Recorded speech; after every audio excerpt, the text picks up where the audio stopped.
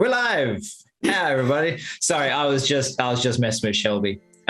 She gave me a countdown, and then we just all sort of froze there for a second.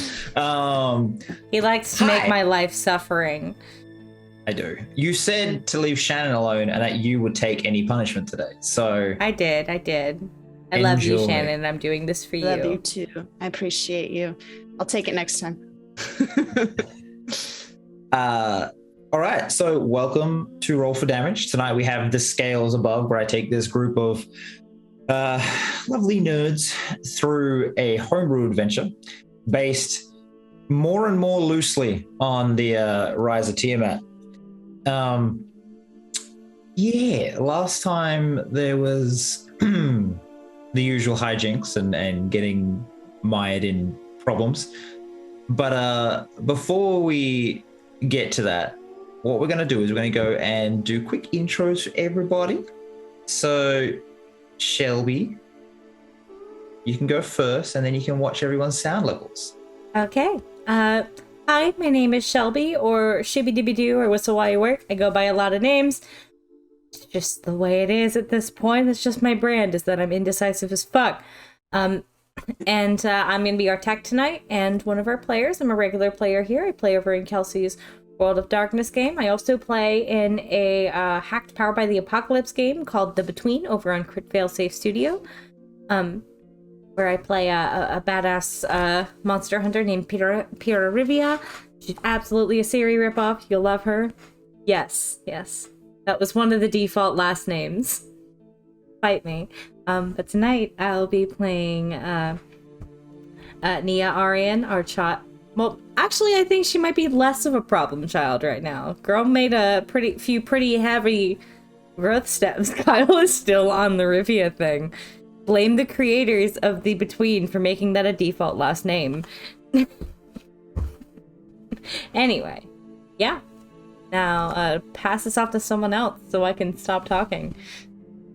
Okay. Because I don't have my stream up at the moment, I'm just going to randomly choose one of you. Kelsey. That's me. Hi, I'm Kelsey, also Roguzu on Twitter and YouTube. On Twitter, I draw a bunch of stuff. I take commissions. I can draw out your most epic D&D scenes if you want. On YouTube, I talk about the first campaign that I ever ran called Atlantis, where there are actually some characters that are from there that have cameoed in the Dream Chasers game that I run here on Thursdays. For now, I'm going to be playing Saren Talonray, and I'm going to be doing a speech. You're going to be great. I believe in you. That speech there, Kelsey. You'll succeed. I'm confident in her modifier, in my ability to actually word in a politics setting. I'm just like, bitches listen, war's whack. Anyways. That's the only way Saren can do that. Okay. As I might get you to do this now, do you reckon you could tell us about how much you love your little dice box?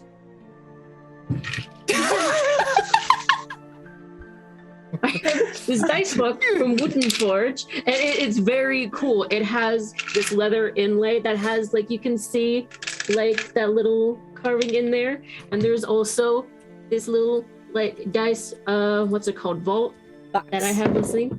And Oh my god! I'll grab my dice. I saw inches. You don't have dice? Yeah. I saw inches. I forgot my dice. These things are amazing. What are you people doing? They are. I actually look around for dice as well. I was like, shit, I'm a DM, and I took all my dice to the next place yesterday to play one. I'm so disappointed. But anyways, yes. I cleaned up my space. They're not official sponsors at the moment, but the guy who runs it's a friend of mine, and it's cool, and I got these little things, and I play with the magnets all the time.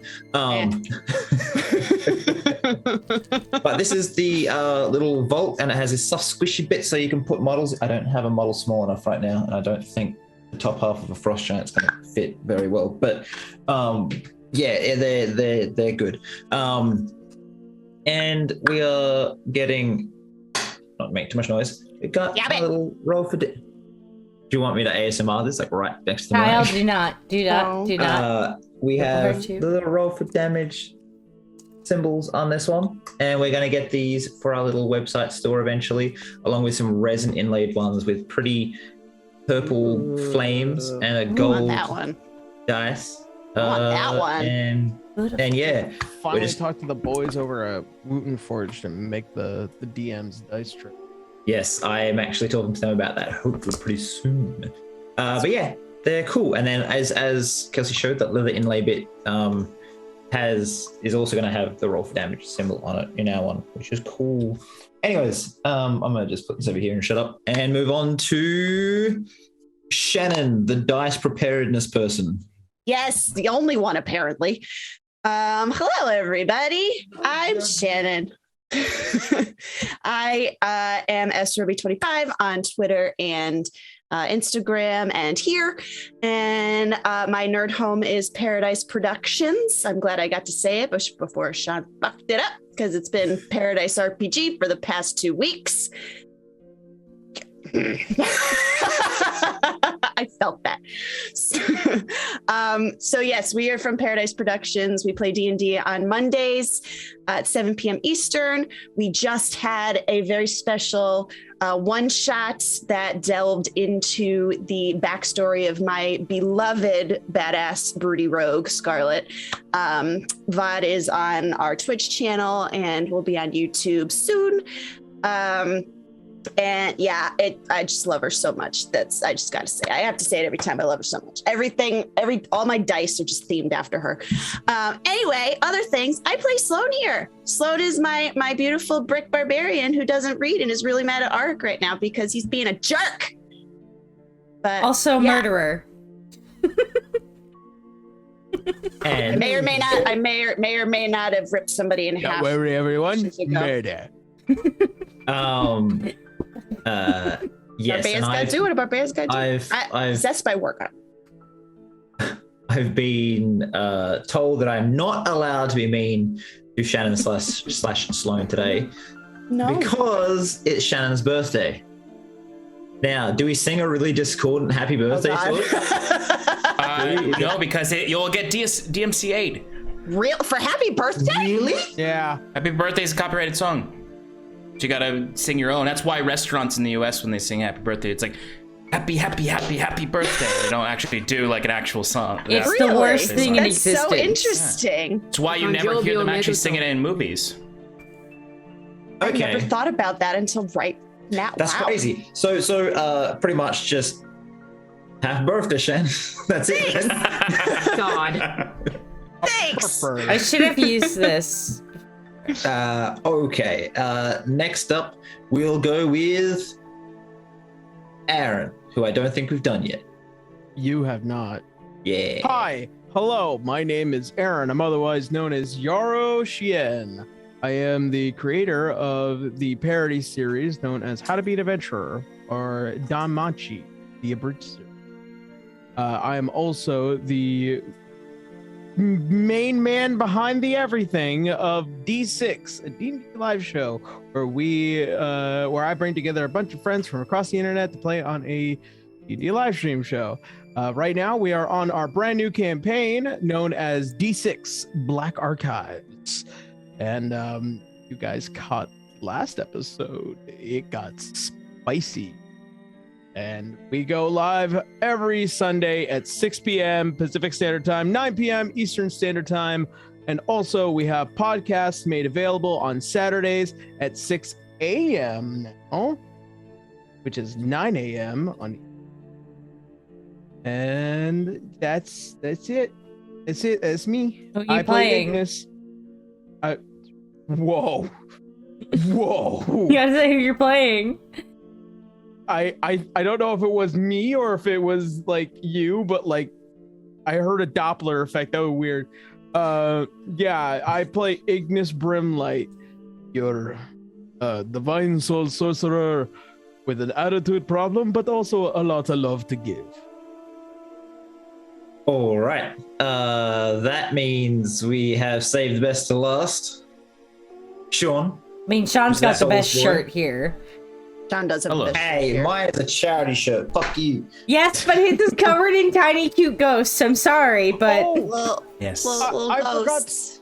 I forgot. There was one other announcement. I forgot. Over on the Fables channel, I am sitting next to the wonderful Vsauce 3 man himself. I'm so sorry, Jake. I'm sitting next to Jake in our one-shot multi-series part Alien Isolation tabletop game ran by the wonderful Carmichael from Corridor Studios, who also runs Corridor's D&D show. So that will be coming out on April 1st. Yes, Son of a Dungeon. It will be out on April 1st, episode 1. So yeah, you'll get to see me play a brand new tabletop game that I've never tried before and did extremely well in. Weirdly enough.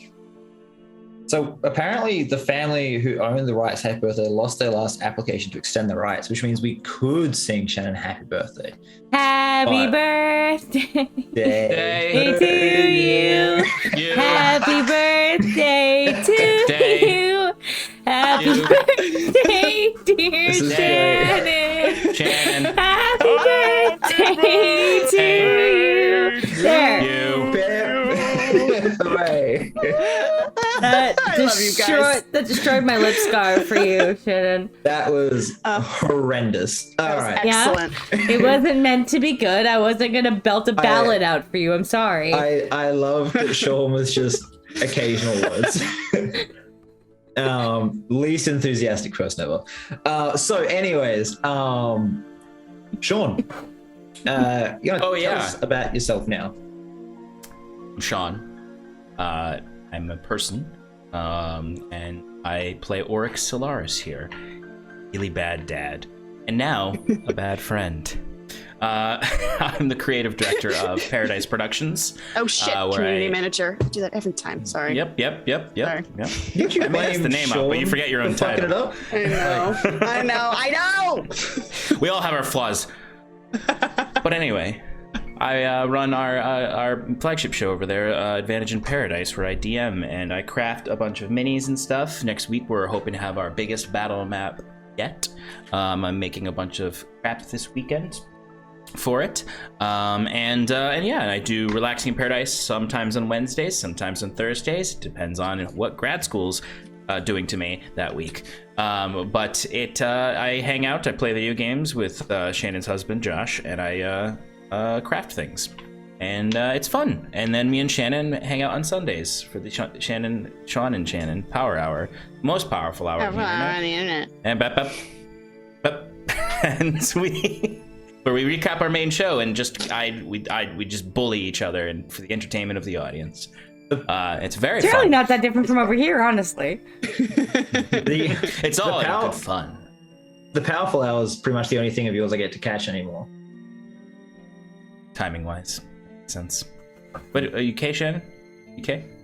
Okay. You're right there? Anyway, it's the power hour. It's not the powerful hour.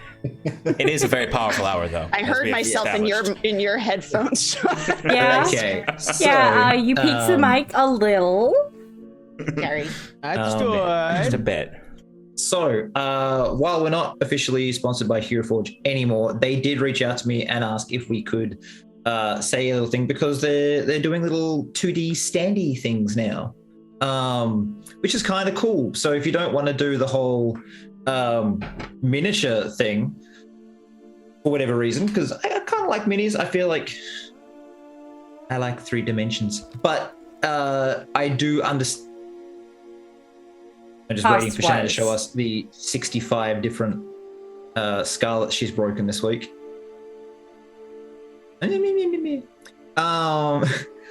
Standy's actually really good if you don't have a lot of free cash and you want to still show models on a table. Well, paper, you know what I mean. Your monsters on a table. Or if you're like Shannon and you do break a lot of stuff, these are going to be far less breakable. Which is great, which also will save you money as well. So this has both been go check out Hero Forge's new standees, which I'll have more information on next week when I get back to my liaison over at Hero Forge. But in the second part, I managed to take a few digs at Shannon, which made me feel good. So we're friends, guys. Don't worry. But yes, we will get this started. I'm going to throw the recap at Kelsey, since she is the one that's going to be making a speech at the start, so we can pretty much go straight into your speech after the recap. Okay, so where we left off was, well, what was that? I don't know. I was stretching and I ended up posing. It was awesome. Thank you. So where we left off was your power. Oh gosh. Nia was brooding away in her room, but then she got contacted by her better dad, a big man, who takes her out on a walk that leads up to a temple. And then Saren is done, and comes back with Yaako. And, well, finds out, is like, okay, people are doing stuff to the ship. That's not good. What the fuck is happening? So she talks to some guards, and they're just like, yeah, you people here, your crewmates, yeah, they did some shit. We're not happy about it. One of them just got an attitude. And it's just like, you're probably talking about Ignis. It's like, yeah, the fire one. Yeah, the fire one. And so Saren talks with them and figures out what's going on. Though she doesn't exactly learn that Sloan has killed someone, but Sloan has apparently done something in town. And then when they were being questioned and tried to be brought to a temple, it wasn't taken too well and was brought with suspicion. But yeah, Saren smooths that out. She gives a blessing to someone, which surprising effects. Oric is walking around town having a lovely conversation with a spiritual man who is the same and yet also the exact opposite of the soulless Oric right now. So that's fun and interesting. But then we all finally group back up at the temple where shit is happening and people are talking about the horsemen, the wars, the dragons. It's like everything. And we're just like, hey, we know that. We've been dealing with that shit too. What's up? Except we didn't say that. No, it started off with Ignis being like, Lich, you're a bitch. Not like that, but, and, you know, we also find out that Nia's actual blood dad is there. Not happy about that. He's alive, but not happy because there was an interaction there. There's some issues between Nia and her dad, and she's finally able to say things to her dad to get off her chest and to finally find some resolve in herself and finding a true family. Oric has taken a green man of magic to talk to him about the horsemen. They are making deals. Sloan and Ignis have gone into the back room of the temple to speak with the priest that they've been told about, but mainly to also have a discussion between themselves, as Ignis is helping Sloan work on her emotions and try to figure out like what's wrong and to help her and support. There's a nice friendship growing between them. And now I'm here because I gotta talk to some people about war. That is correct. I forgot to do my own intro. Hi, I'm Nova. Go check out the website. There's stuff there. Bye. Yes, that is where we are at. You're about to give a speech. I've set aside 45 minutes for this. We can all sit back and listen to Kelsey do her monologue. Everyone get comfy, get a blanket and a pillow. As you are moving into the center of this area, you can see poor old Nia, not really shouting down, but not being quiet either. Like speaking quite loudly to this man, this one-armed man. You can see the family resemblance. Who's next to a woman with a child. He seems tired, mostly worn out. He is scarred. You can see that he's been in a few fights, a few scrapes. if the one arm didn't give it away. But the whole place, I believe you cleared your throat last time and tried to get their attention. I did a whistle. Yeah, you did a whistle while you worked.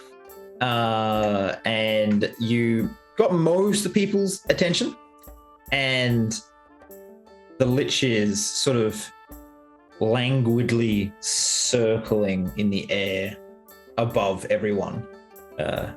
He, at least, is very interested in what you have to say. And, in a very large show of support,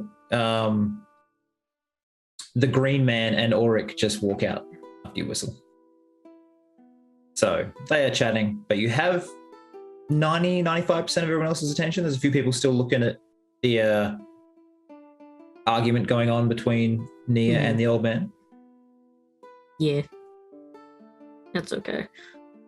They'll hear me or learn about this at some point, but yep. As she kind of takes the center, she's going to say something that I don't know if she should, but given everything that's kind of already happened in the city and whatnot, and how she's just kind of out there and like everything, it's just kind of like fuck it. As she introduces herself, it's just like, greetings everyone, I am Sophia Vaughn, and I would have to say that I quite agree with the stopping of the wars that are happening. Now, I know that many of you maybe are distracted by other things, or that you want to continue with it because you want to make a legacy of yourself. You want a title, you want to continue so then you can get that victory, so then you can claim something. However, there are leeches under the skins of the territories and the reasons that you fight. So what are you going to be really winning if you continue with these wars? Nothing but sludge, decay, and broken things. If you really want to make a name for yourself, if you really want to actually have something in the end of this all, stop the wars and focus on the things that are going to destroy what you are fighting for at this moment. You're really going to waste your time and ignore something that's a bigger threat. They're playing you like idiots and fools, using your pride against you. And you want to be better than that? Then be better than that. Stop the wars and focus on these leeches. Squash them out. Then you can actually have something to claim in the end.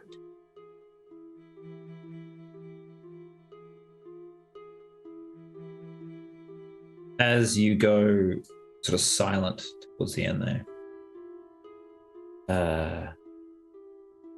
the crowd who've been listening begin murmuring amongst themselves. One man in the third row, a human who's sort of got a very tanned complexion, just stands up. Who exactly are you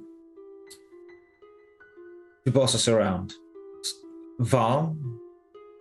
None that I've heard of. A minor member of a minor house of a minor nation. Oh, you'll be hearing of the names soon.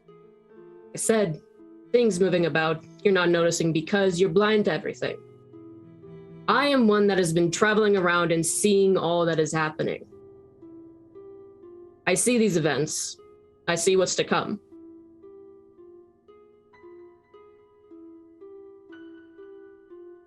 I give you warning, I'm not trying to insult you, though my words are harsh, but that is just because I am trying to get through to you all. Because this is a harsh situation. And frankly, you're all adults. You can handle some harsh words. I'm sure that you've heard worse.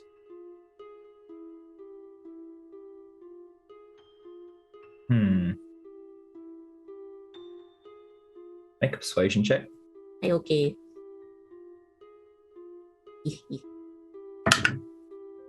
Good. Okay. Blah, blah, blah, blah. That's persuasion. So that is a 26. Okay.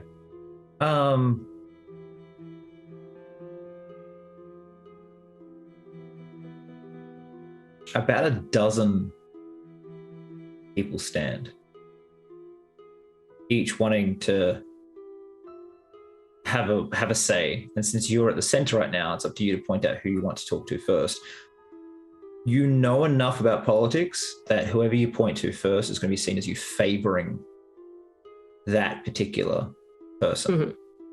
So do you want me to, probably the easiest way for me to do this is you can ask for a group, a nation, or whatever, and I can tell you what of that area is standing up, or I can go through each of the 10 to 12 people, and you can just decide. I have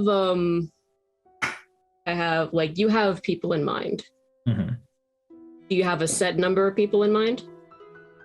I have a few, yeah. Okay. So what Sarah is going to do in character, so then she can show that she is in fact not doing favoritism, but is having everyone's interest in mind. She looks around at everyone that has stood up. She takes out one of her little daggers, but it's still in the sheath. Mm-hmm. And she just kind of covers her eyes, kind of spins it around and tosses it up in the air. And wherever it falls, whoever it's pointing towards, she chooses them to speak. And I would like you to tell me a dice that I can roll that picks them. Sure, just roll a d10. Okay. 3. Okay. You are going to, because of that, get, for certain groups, you'll have advantage on any charisma checks you're going to make.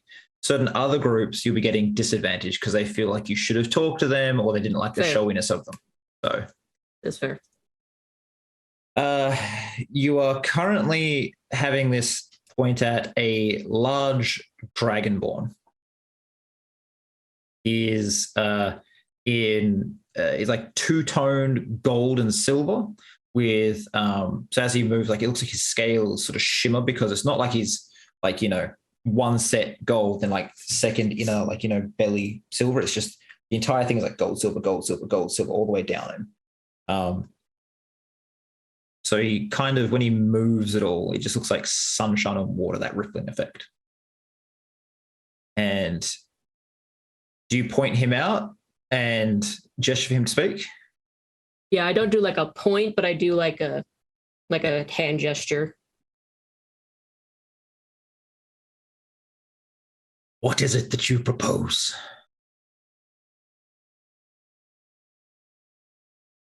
Fuck me.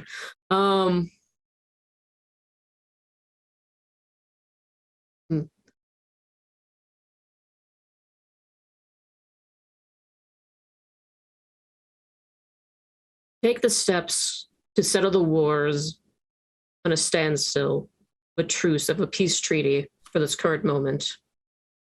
A standstill. And we focus on the leeches that are making the movements now. The ones of dragons, the ones of the titans, the ones of the horsemen. The ones that will completely throw over your strategy tables. The countries, the cities that are around these focused individuals, we can focus on them. For the ones that are around with the dragons, with the mountain ranges and everything, we focus on this issue. For the horsemen, and she'll name the area that involves that one person that she's heard about that has information about the horsemen that I cannot remember at this current moment. Duskfall. Mm-hmm. Research the horsemen. Work on strengthening defenses to find the weaknesses to counteract them. And then those of the Titans is the same as it is for the dragons. And the 5 as well. Everyone focusing on your own people, strengthening them, finding this information, find power, truly stop this. When you first mention dragons, he kind of winces a little bit. And as you say it a second time, his face sort of sets. So, isolation and division?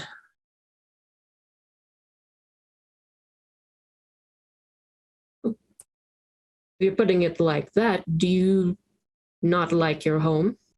Just focusing on your home, focusing on what is important, what you're even doing these wars for. Not isolation, but taking care of the root of why you are even alive. We have defended ourselves against them. And he throws his hand across the point at a group of humans and Goliath. We're at war because of them. We have been looking to our defenses, only recently gathered together.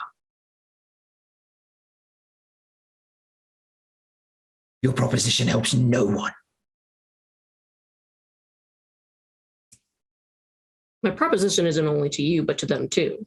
To cease. Everyone must cease. This isn't targeted at only one group.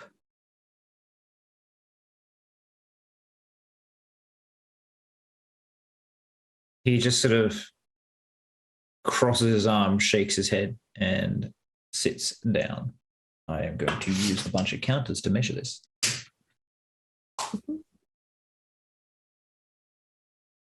So there's still a bunch standing. I'm doing the same thing again because I'm not going to show favoritism. Okay, so I'm just going to say you sort of like kick the dagger with your foot so it spins. Mm-hmm. Make yourself a D10 roll, please. Another 3.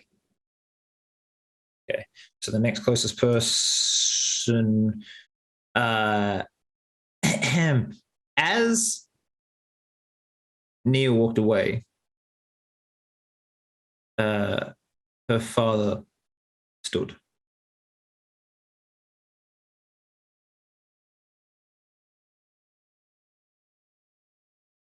Do you gesture to him or do you ignore him? No, I'll gesture to him. I'm in a position, like everyone sees where it's pointing to. Like that's going to be a bad show if I ignore him. So. You want to end all the wars. You want to make it stop. You want us to focus on ourselves.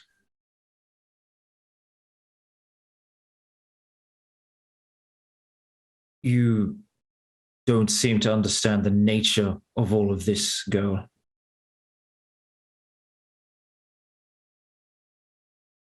We have been under attack. Myself. And he points to the now sitting, arms folded Dragonborn. Because people believed our homes were theirs. That we did not deserve to live.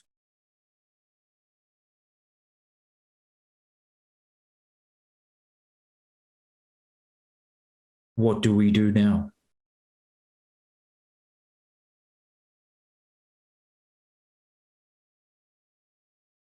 You've come here with a grand speech, but no real solutions.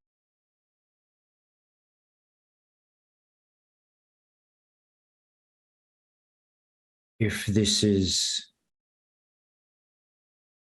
truly when all things end,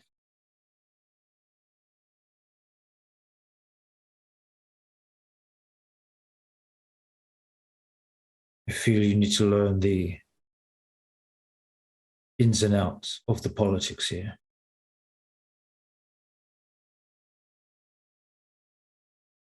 Find ways to make amends with groups or enforce your own will.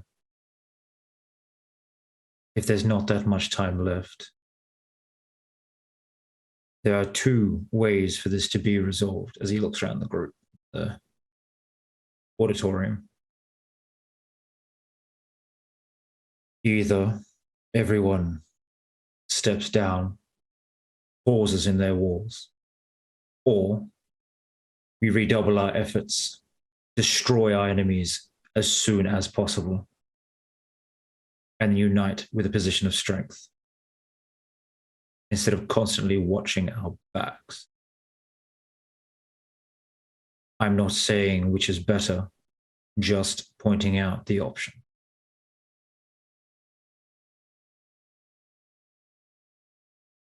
I have seen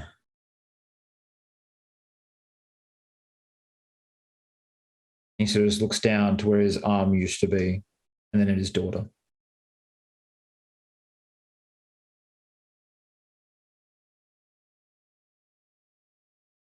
There are things that should not be permitted to walk our world. For my part,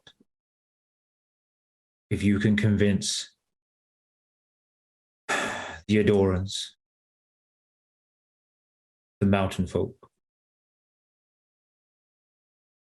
the Atredalians, Yakelheim, and the elves come to an agreement,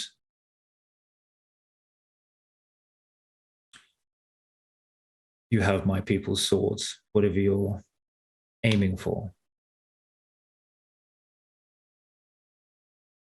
Just tell me how you're going to reach that agreement.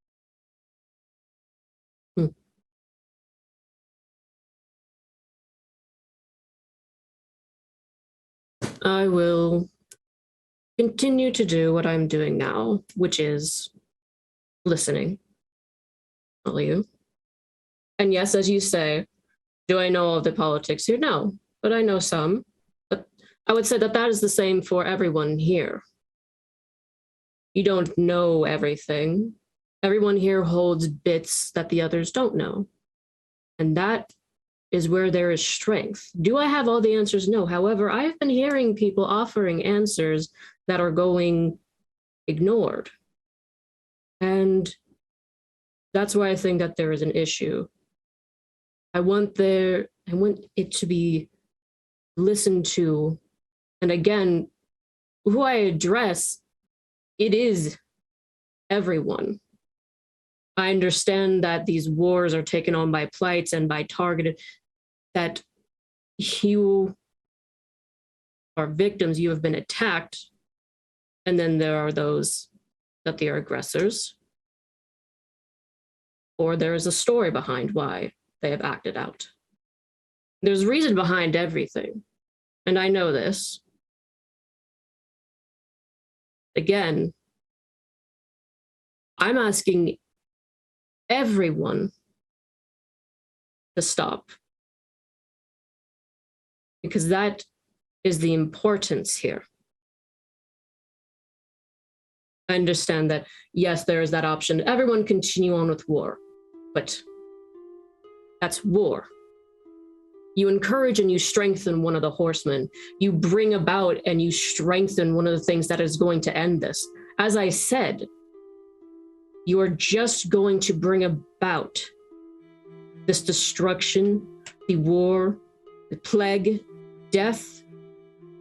You will win nothing with war. You will not have anything to protect anymore. Like, she's looking at everyone as like she's saying this. What you fight for won't be there. What you protect won't be there.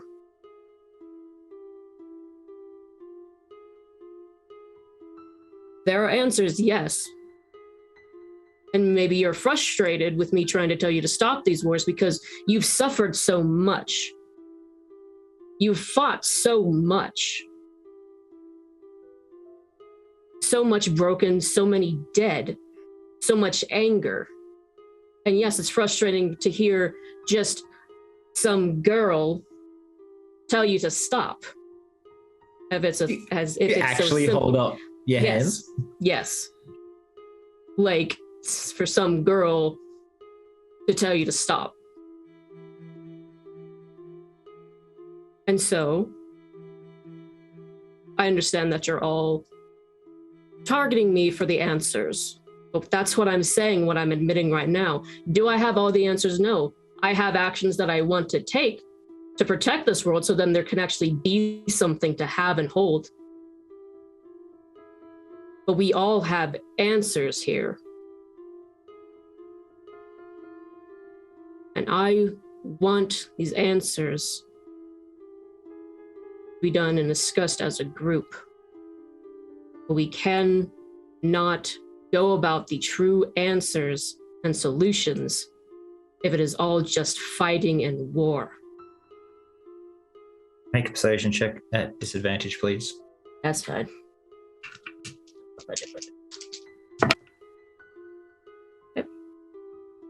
24. Rogues, man. Okay. Rogues. So, by the way, for the rest of you, you probably noticed that it's taken a while for Saren to come back to the rest of you. At this point, I'd say Sean and Kazub would be making their way back to the temple. You can return whenever you wish, guys. And you can either sit around the outside, you could form up with Sarah, and it's up to you how you wish to carry on. But just let me know, or just interrupt, in a lull, saying what you're doing. But instead, Nia, having left the room, could she have just gone to the back to wait for Saren?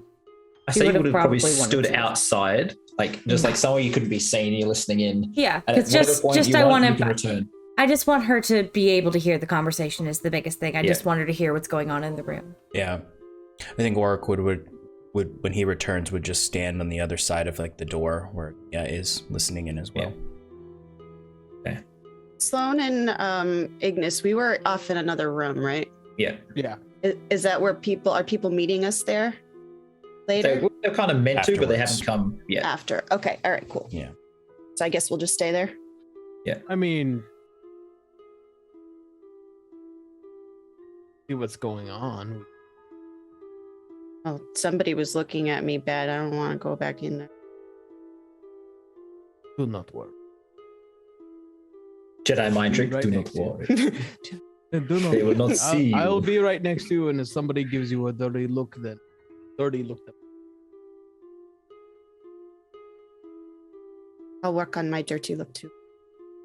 We could do it together. Make them all right. Because to be quite honest, you're 100%. Your intimidation off the chart. I am big.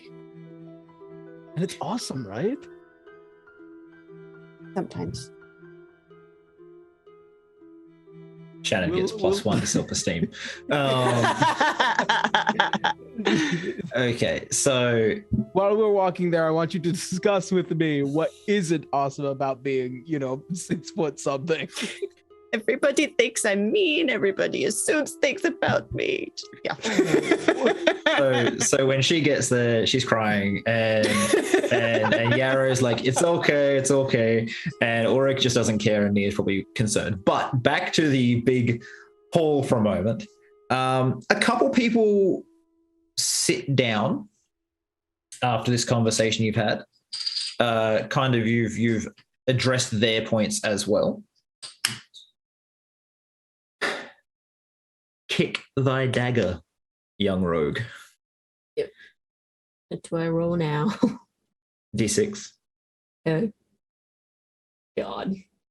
I wasn't expecting to do a whole debate, and I'm just like, I hate politics and talking. Why do I keep rolling threes? God. Okay.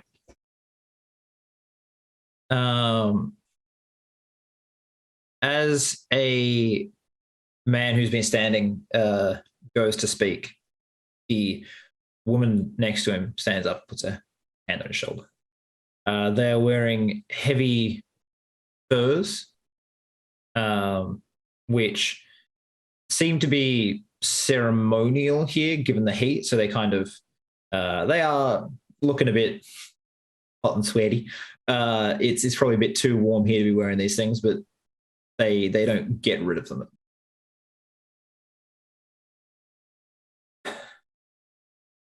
Why do you think that we should stop our wars?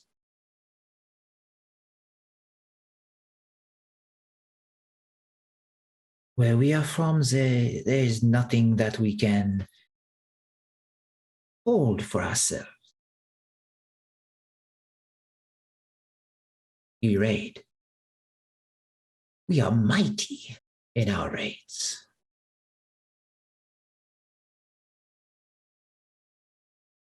But it is also the way we learn and grow and gain things for ourselves. No one will trade with us. Since our forefathers attacked, they fled south, invaded, caused much death to the soft southerners. But now we are left with nothing. So we raid.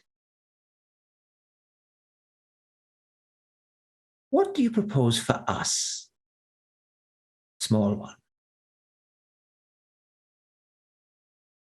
Well,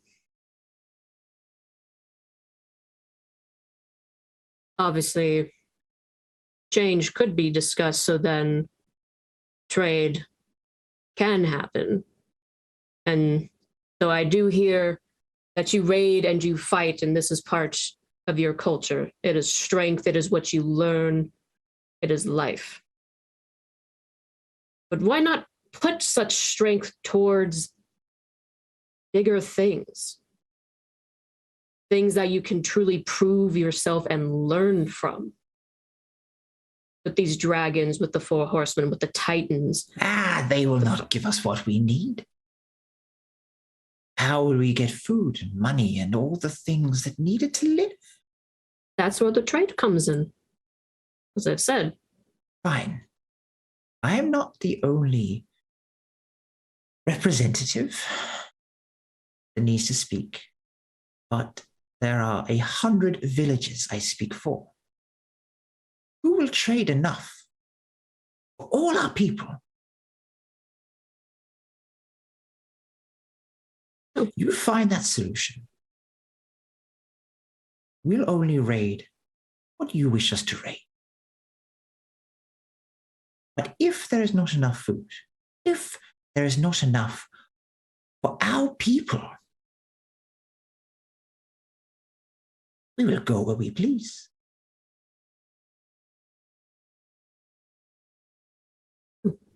Acceptable?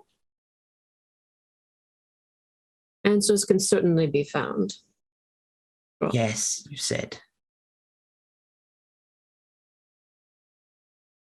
The big world just kind of looks around at everyone.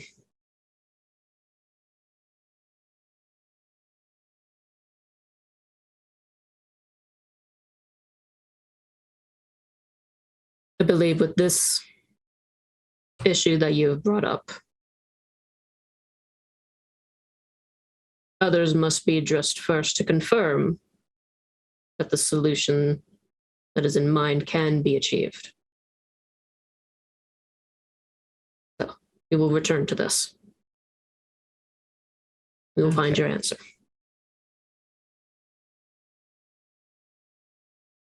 There are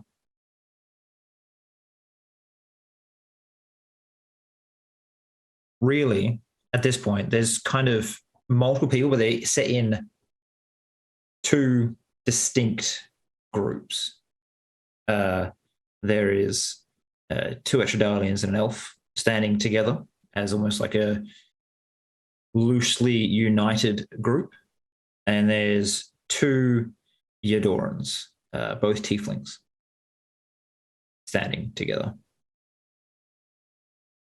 Do you wish to kick your dagger again, or are you just going to choose one or the other?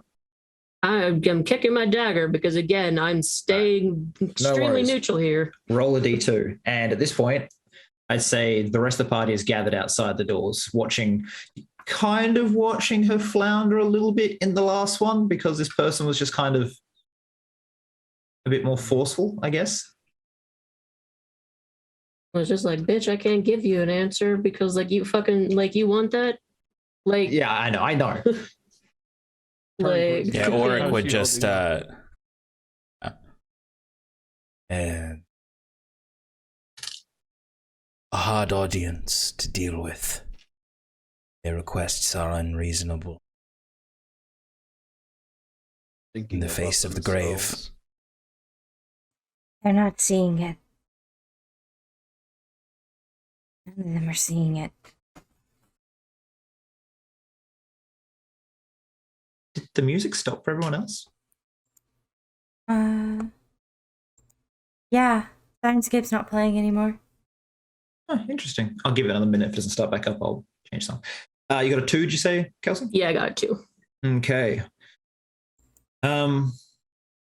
You get the Etrodalians. And as one stands up and sort of drops a hood back, they have this sort of like golden hair. They are an asthma. With this sort of like just obsidian black skin, and their eyes seem to reflect light. They have no pupils or iris. It's just like a sheen of gold.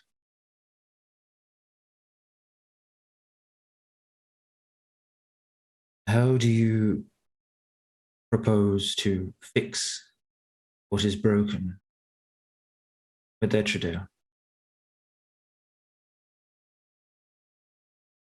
We have war outside our capital. The Marius, they are belligerent, attacking, killing. The populace has been incited.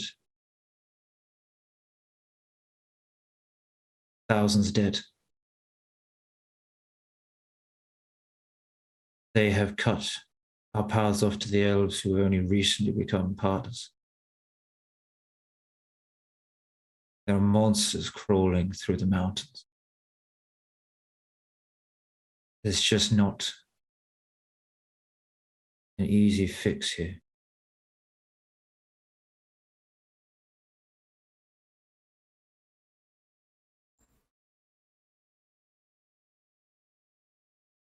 Which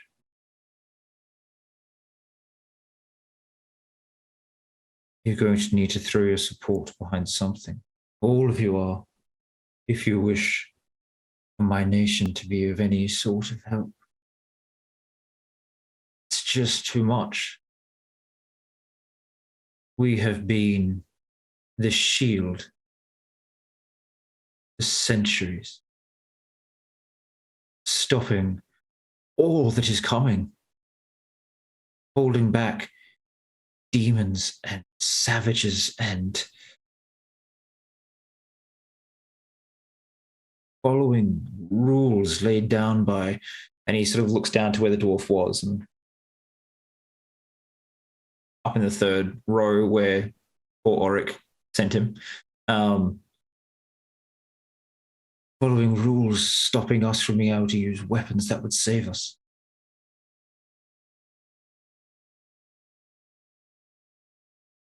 I know you've just come here to say we're in danger, but we need help. The dwarves to be less stubborn is probably not going to happen. Telling demons not to attack, the same. Savage raiders, well, the ones from the north trade, sure, we can help with that, provided we're not under attack from 5 other directions.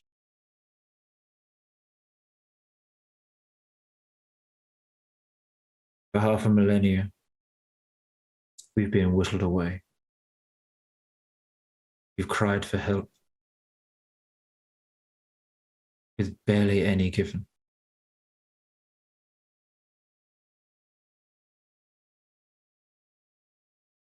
As far as I know,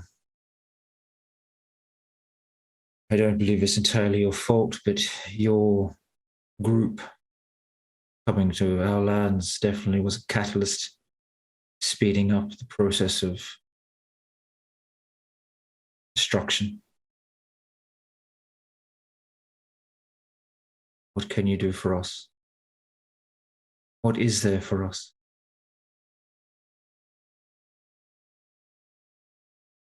Somewhere at one point, but turn towards on the right here, right back. I'm gonna walk in. I go up to one of the stands, eye contact with Arron. Take a seat. Okay.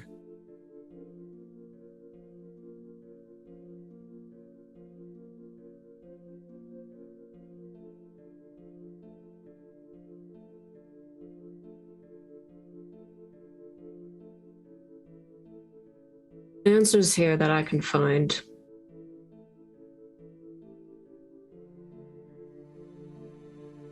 All lead to support. You're here now, you have spoken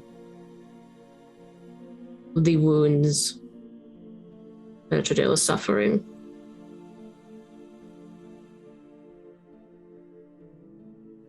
And right here, kind of looks back towards the ones in the furs. They said offer of trade. Look around at everyone else.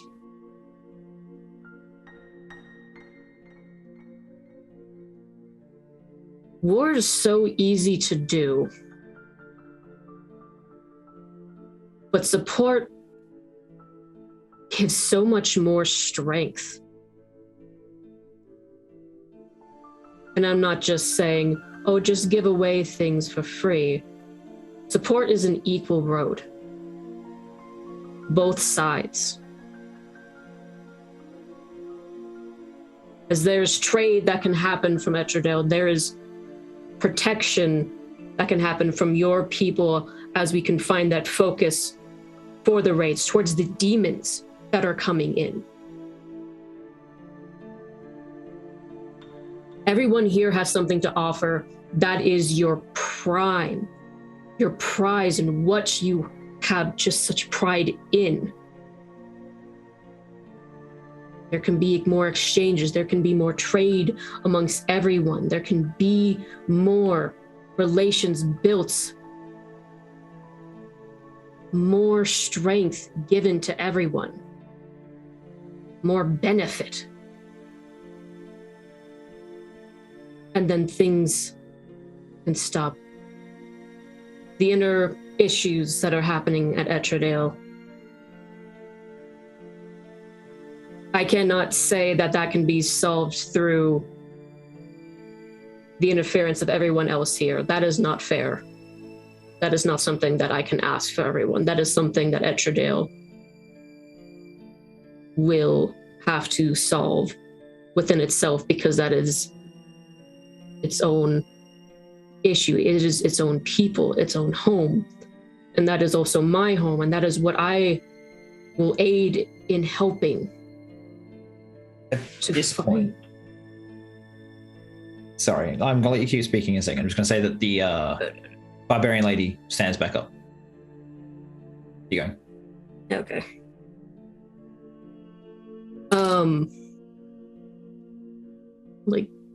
That is something that I aim to help, and that I will return or to help.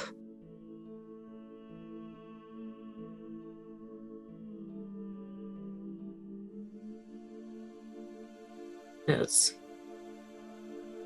one of the houses of power, especially with everything that is happening and soon with my own family coming into higher rank.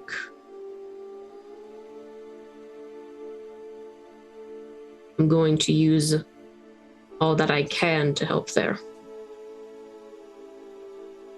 And solutions will be found, but I think solutions can only be found if we continue what we are doing here, which is the support of everyone and listening. There's issues within Petrodale, and so it must be listened to and found within. And that can be a discussion for another time and for when we are back home. The barbarian lady is just going to say one thing. I'll get to you, Yara. She looks across to the Petrodalian group and says, promise of trade. I'll have 15,000 raiders on your northern border in a month. Or I could be at your capital in 2 if you wish us to sail around. Sound good to you? And the oh my god, I've forgotten the word. Representative, the Yasma representative sort of looks a bit shocked, is like, yes, for House Dusang and House Ba.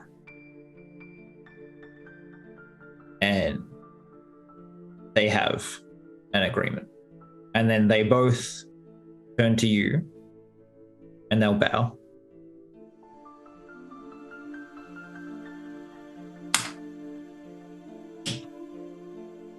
Okay. Which leaves time for Yara to say your piece if you wish. You had something you was going to say? Your hand up. Agnes will take a stand. Okay. In that case, Kelsey, roll yourself a D2, flip a coin, do something. 1 is Arron, 2 is the other guys. Oh boy. Speak, fireman. The dagger has chosen you. Pray forgiveness for my rude intrusion from earlier. I point towards Lichipi.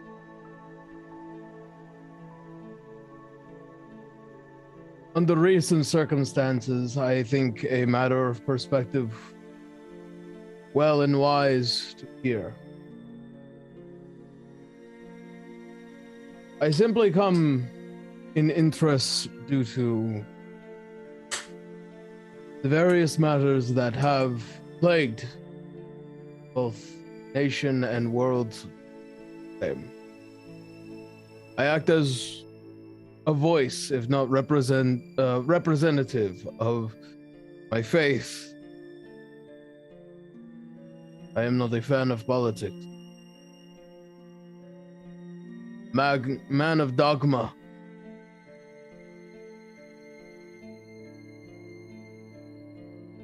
As I am relatively sure our representative here has spoken before of the nightmares we have seen.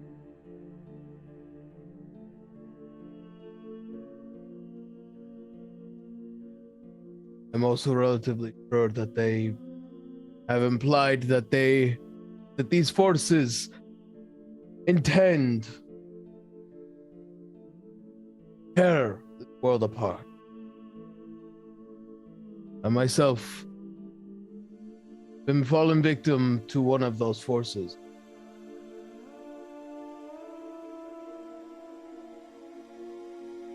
We are on the brink. Alliances are the answer. Trade are an answer.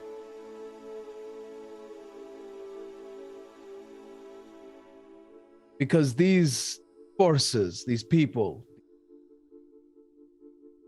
gods, horsemen, creatures from beyond, do not care that you stand separately. They will simply knock one domino down and another fall. I care for these people. Down towards Arron and roundabout. Whether you all believe it or not, I care about all of you as well. This is a part of my dogma, part of who I am. I lived in a world with enough violence for an overt length of time, and I have grown tired of it.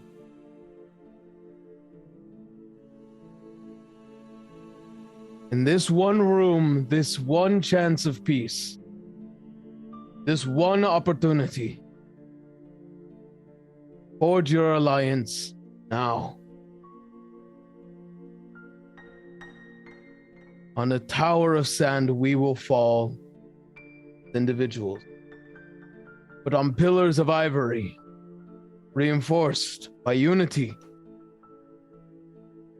I do believe we will be able to deter forces, change the world for better.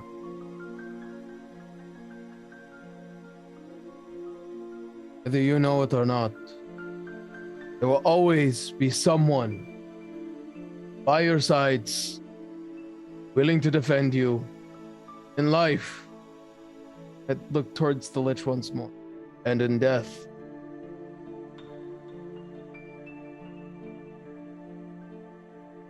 That's all I wish to have come to say. Thank you. Does a very heavy bow. Make a persuasion check.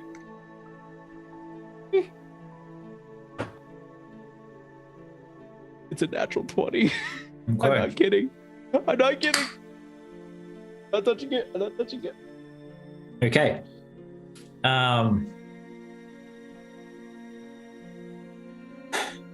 The last group, as you sit down, the Eudorans, still standing. Is it our turn to speak then? Oh, he does sit down, like, at his pace. Actually, he probably walks back off to the... I motion towards them. So the Eudorans are heavily themed off of a sort of Japanese-ish sort of culture. They're very samurai sort of looking. The one of them here is, and the other one is just a tall in robes thing. Just standing there. You can tell one's sort of like the master, there's the bodyguard. And I'm not gonna butcher a Japanese accent here, so I'm just gonna anyways, so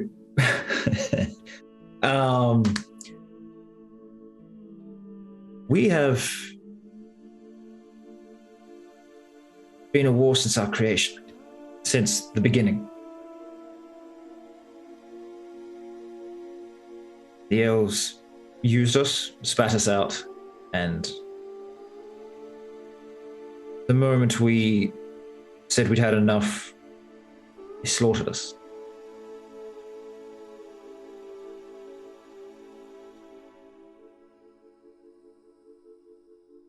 We cannot stand by them. Can't trust them. We did before.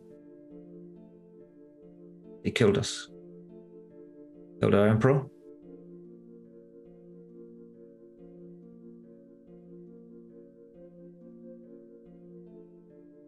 We know more than anything the paths it takes to get to what's needed. And we will fight against what's coming at the end.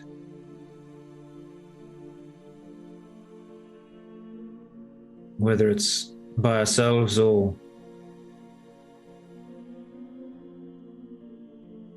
with them.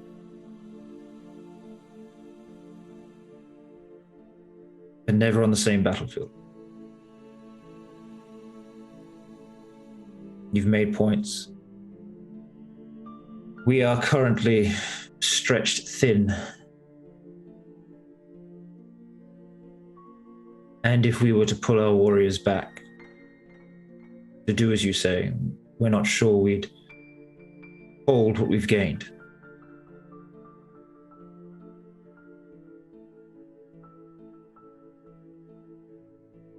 If you can get, or if we can get an agreement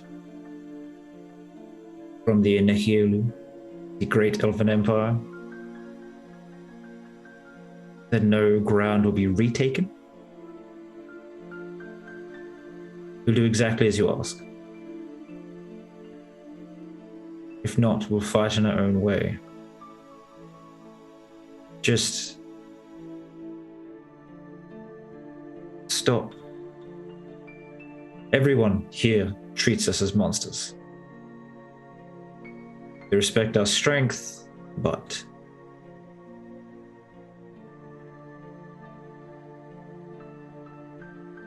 you attack us for our heritage, beliefs, and he sort of motions to the samurai next to him, who takes off his mask, and as he does so, these wings of smoke sort of start materializing. Tail creeps out and starts curling around him, and he seems to grow in stature just from this like presence.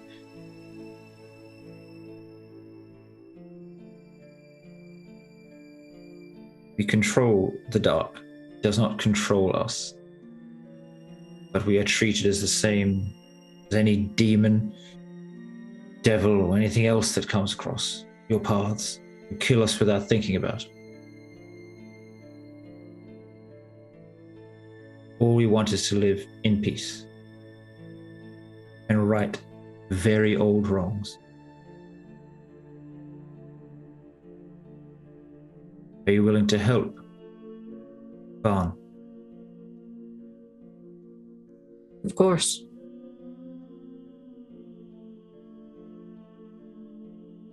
This is all I've wanted ever since I was even a child, and that is why I still live in what I am fighting for now, and what I'll die for. You may not be of my home, but you are still people, and you deserve that. You deserve to live. The treatment that you have gotten is not right. I will not ask you to fight on the same battlefield as them. We will not have you work hand in hand, but we will have them stop. And you will, in a way, just be focused in different areas. The focus of what we go against. You will not be made to fight on the same land. The warrior and the representative come down, and what you say is true. If you are happy to bind yourself to our cause, we are with you. But we do mean bind. And he holds out a hand. I look at everyone around here and I just say, let this be the moment and the first step towards trust and seeing that these people are people and not the evil that we all lash out at. I will gladly bind myself to this, and she will take hand, and yeah, that's what I'll sell my soul for, fuck it. So it's not a regular D&D spell. I've got something written up, which I'll send you later. But it's effectively a cross between the marriage ceremony and Gears, but instead of it being to a person, it's more to the ideal of protection against people who want to do the Adorans wrong. I'm completely for that, yeah. No, I don't like what I've heard. So Okay. The Adorans side. The dwarf in the back spits and leaves. Let's see how this played out for you with all the different representatives. Because you're going to see which ones stand with you now and which ones stay seated. So, and I've got different sized tokens for different like sized groups. So I've actually got this sorted, right? So the dead stand with you.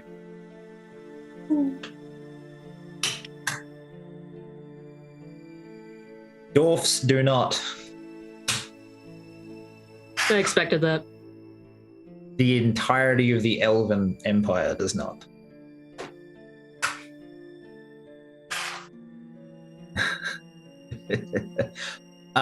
The mountain folk, Goliaths and humans currently do not. Dragonborn do. That's surprising. The Etredalians do. The Raiders do. Happy with that, Shannon. The Northern Elves do. Because they are a different empire. They're a different kingdom to the south. There is a mixed group of humans, kobolds, and other things, which I've just got as a token here. They stand with you. The Kingdom of Two Sons, unfortunately, does not, who you guys have not really had much interaction with, but they're a large group, but they are in the south. And the Plains Riders do not, because they are under the whims of the Elven Empire. So pretty much almost the entirety of the south part of the world, who you guys have had no real interaction with, have just been like, nah, we're dealing with our own shit. Also, the entirety of the south has been under attack by the dead and the Adorans for 50 to 100 years, depending on which group is attacking them. So with them standing with you, you've kind of made it, you know, this split. Because the dead at the start was like, guys, get your shit together. We should all work together, just maybe not with the elves because they suck, but we should all work together. It's kind of helped your arguments quite a bit here. All in all, you actually did really fucking well. The things you said, like we're about to go on a break, which is why I'm giving you an explanation here.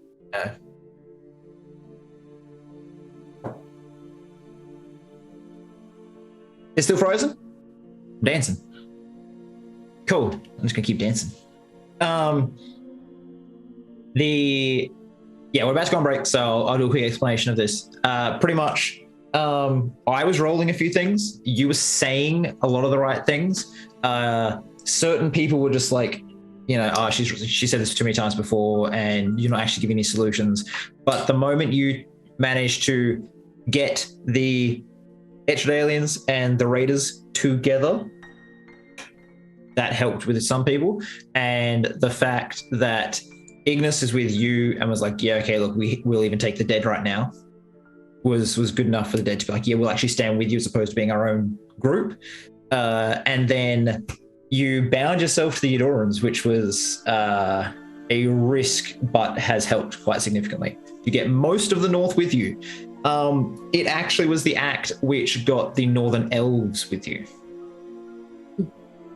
Even though the Elves and the Adorans don't get along, usually, I happen to roll a good number for you in this case. So, yeah, it helped.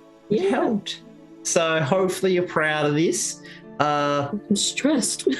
Yeah, I thought you might You be. did amazing. Everyone give Kelsey a round of applause. Yay! Glad I was able to help where I can. Yeah. As you start, like, as everyone stands and you kind of go, oh, 4 paladins walk in with Yaako, who looks just gutted. He is very sad, very upset, and borderline in tears. And we're gonna take a break. So we'll see you guys in just a couple minutes. You ready to go, Shelby? You ready to put us on break? Yay! Wave bye. Wave bye. Hi guys, and I guess we're back. So we're back. Hi everyone. Welcome back to Roll for Damage. We are currently having just had Kelsey slash Saren slash Sophia slash you know, I don't know, something else. Roguzu, there we go. Be very persuasive and having to talk to a crowd of people for like an hour and a bit. It was just you for like a good hour. So usually I'm not like, hey, I'm going to separate the party this much, but also this was a really important moment. What you did right here, this party could have technically tried to do in the second episode, I think it was, of the whole campaign, stepping up and being like, we've had some dreams and there's a big group of people, and you could have tried to talk then. There was a chance of that happening, but instead you sent a murderer into the rafters and fought an ooze, which had its own knock-on effects. So There was no way we were getting into that meeting. you could have bribed someone or something. Okay, but that encounter with that fucking ooze left rippling implications across the entire fucking campaign. Yeah, that one fucking I'm not Ooblix. complaining about it at all. It was great. But yeah, what you've done here was good, and hopefully in the next, if there is a next meeting, or maybe you might be the one to call the next meeting, you can get it, because what you've kind of accidentally done is put yourself in a leadership position for this Northern Alliance.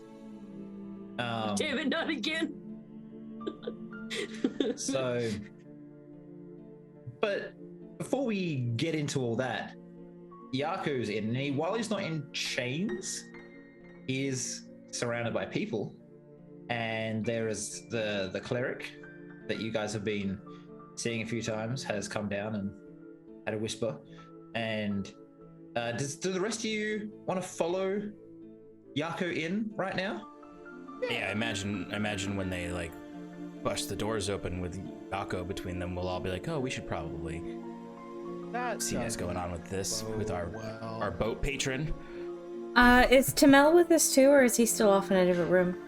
He's off in a different room. He's probably actually gone back down to town to get provisions that he knows you guys need, and then start to see what they have for his room crafting as well. Gotcha. Just asking where my actual good dad is. He'll be around soon enough. I could be your morally neutral dad. No. You have a daughter. Focus on her. So, Yaako comes in, and the paladins take up points around the inner circle of this auditorium, and he's left standing next to you for a moment, Sarah.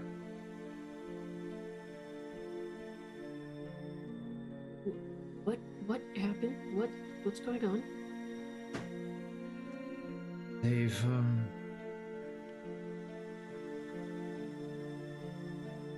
apparently the Maris have been talking and got some people on side.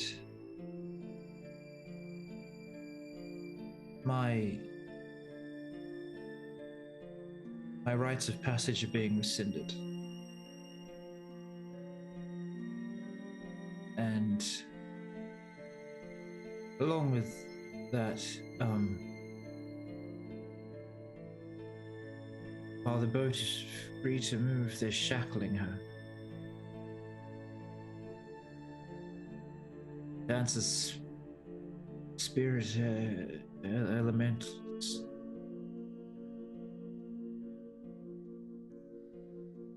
intents and purposes, she'll be a regular boat. My ship is not really who she is anymore. Marius talked to the elves saying that I helped incite a war.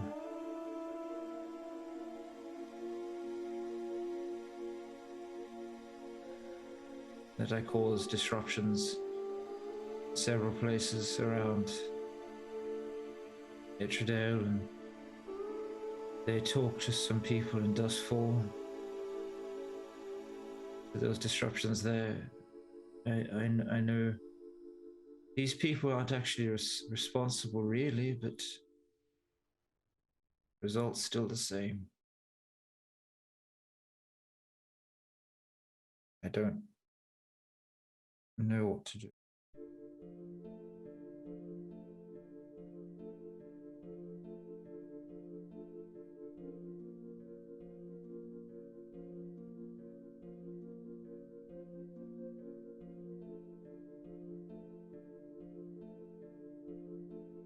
Sorry, I'm probably not the best company right now, love.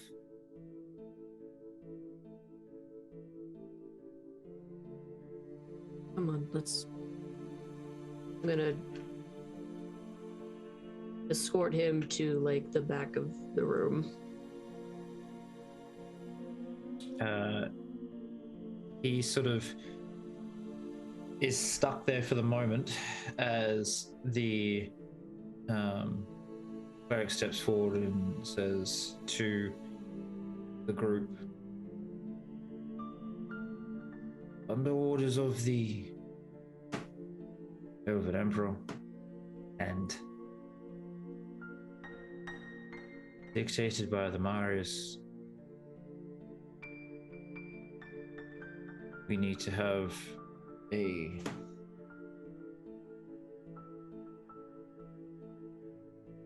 vote, majority passed. His rights of freedom have been rescinded by the elves.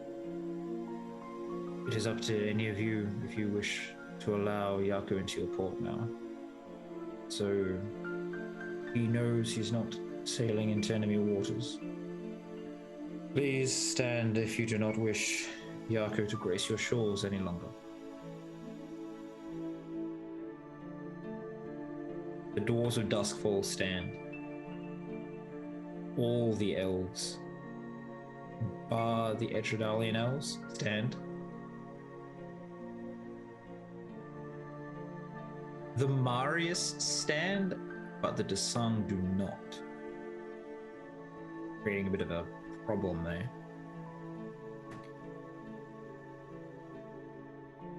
More or less the only ones that don't stand are the landlocked nations with no borders to sea. You still have the Eudorans, who are okay with him stopping by. If anyone wants to make an insight check on that, they can. Yeah, just roll it. Anyone can roll it. I'm okay with this. And then the song. 23. 24. 8.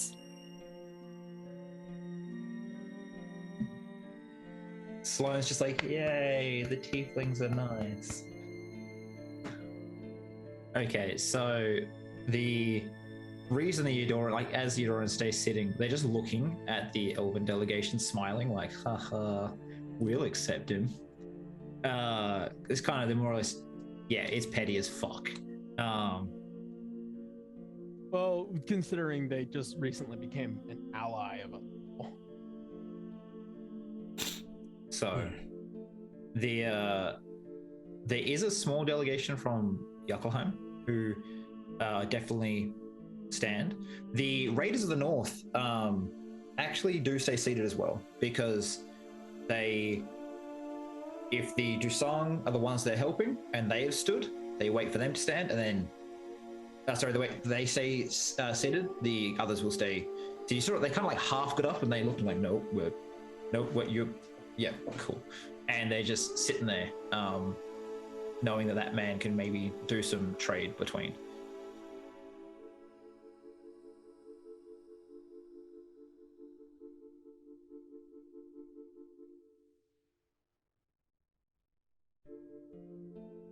Hey, thank you. Welcome, Raiders. Speaking of Raiders, nice.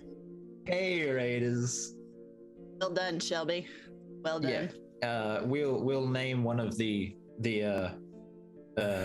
northern villages the Pyros. Well, we can't call it the Pyro Club because that kind of sounds weird. Like just a bunch of bros fist bumping, like, yeah, we're the Pyro Club. Oh, it's like a biker gang. Pyro Club. We go to Burning Man every year. You know, that's the thing though, is that like raiding parties actually did name themselves names like that. They just were not English, so they didn't sound cool to us. Anyways, thank you very much for the raid. We really, really appreciate it. Hope you enjoyed your stream, and feel free to stick around here and listen to the shit going on. So, he sort of like looks very crestfallen. I don't know what to do. But you had the sway of the Emperor, Petrodale. How is a delinquent house like the Marius able to hold such sway over so many nations? It's I'm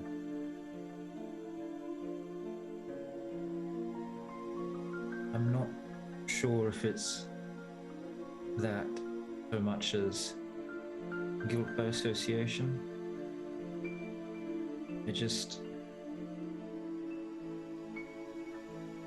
This has to be the worst possible time for this to happen, really. Don't fully understand the tensions of this court to seal off these sorts of things when we are here to help in the aiding of just keeping everyone alive. The Marius were the ones who made deals to try to destroy Etcherdale itself. They tried to give us bombs to go set off in the city. They were trying to set off a war themselves. Entirely. They should be sanctioning the Marius right now. Perhaps this might be pertinent to speak of. I'm speaking quite loudly. Yeah, and they can all hear. I am. I'm not meant to play favorites. Be immune and neutral. And by ferrying you all around, being such close allies, he looks to Saren a little bit. I've definitely thrown my hat in. So, what have you all been speaking about here right now? Exactly? But I was told there was a meeting about a war. This against the dragons? The horsemen as well? Anyone want to give me something to work with? Some of the nations. Yeah, Saren did a great job of unifying Northern Alliance of Nations. Saren, come back. Oh, these southern countries, they seem to short-sighted obstacles, I would say. And apparently we're able to barter alliances, but still are locked down by petty politics. Seems strange to me. And again, all of you, it all seems strange. Repetitive nonsense. All right. I think. Can you really blame that's them? Far. Can you blame these people for being cautious? We come in here, our reputation precedes us. Don't blame them, I just don't understand. He stands up to his full height.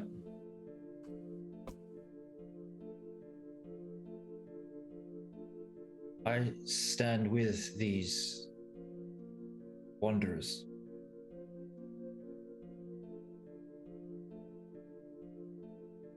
Whatever their cause is now my own. And I will fight as hard as any of them to make sure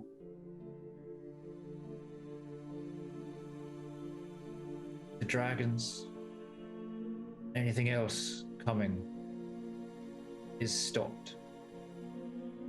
And with any luck, destroyed.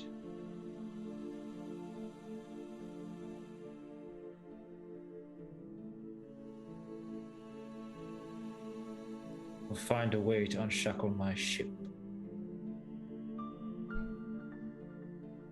I do not have the freedoms I once did. However, if you attempt to take my ship on the sea, you'll find it not quite so easy. The ship cannot change any longer, but when we find my way, our way home, to where my residence is, my vault shall be thrown open. You'll have anything you need for your war.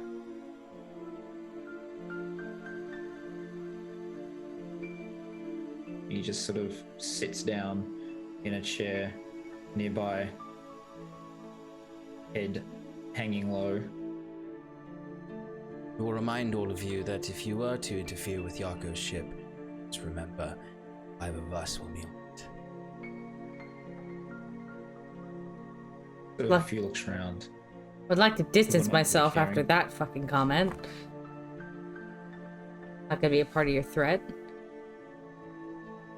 The priest looks to you like, I believe you've had enough time here. Maybe we should move on. We have things to discuss.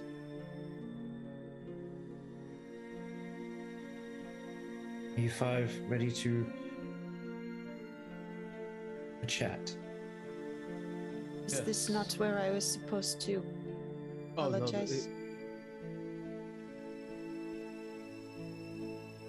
Arron, I need you to speak up a little bit. Yes. We were supposed to go somewhere else. This is the politic.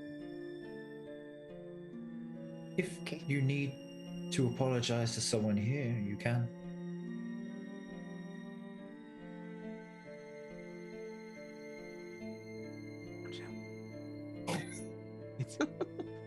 Seize the day. Carpe diem. I've seen enough.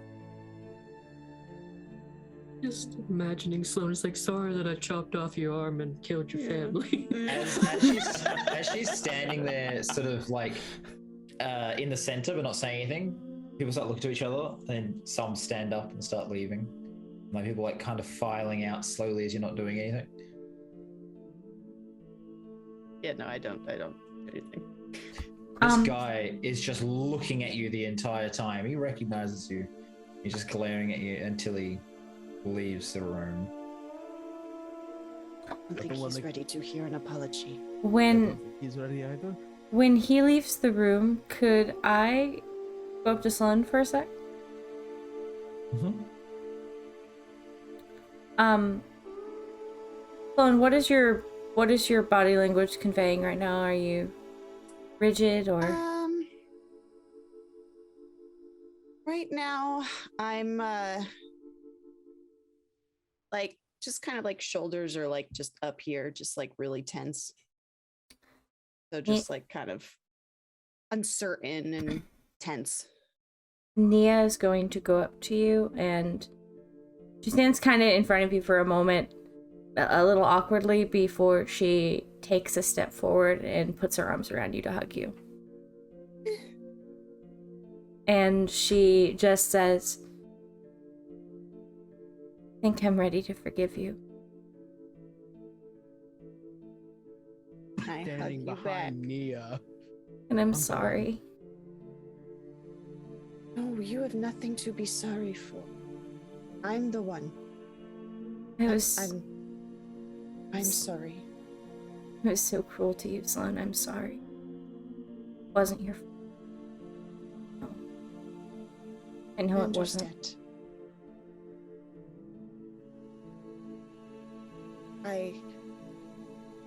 accept your apology, and I hope you accept mine. She Squeeze you back. Oh. Not too hard. I won't break you. Yeah, please. I'm a little stronger, but I'm still Nia. Yeah. Yeah, she nods. We're gonna find. I should probably apologize to your father too. Right. She actually kind of shakes her head a little. I don't know. My father, he didn't see us like his. He didn't see us the way he should have. We were his soldiers. To you? We were his soldiers, not his children. How do you think I ran away?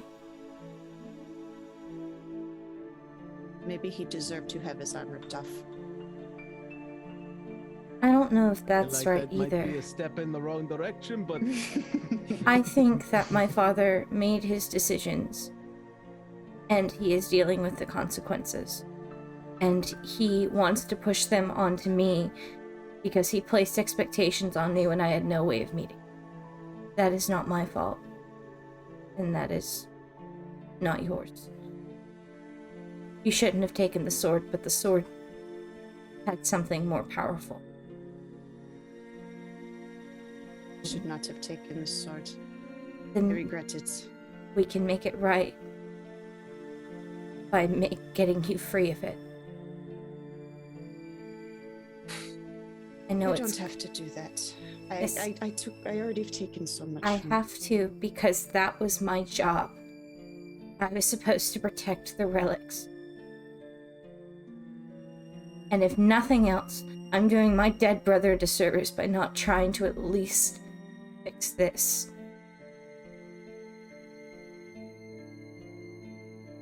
And I don't want you lost to it too. It's not fair. It's not fair.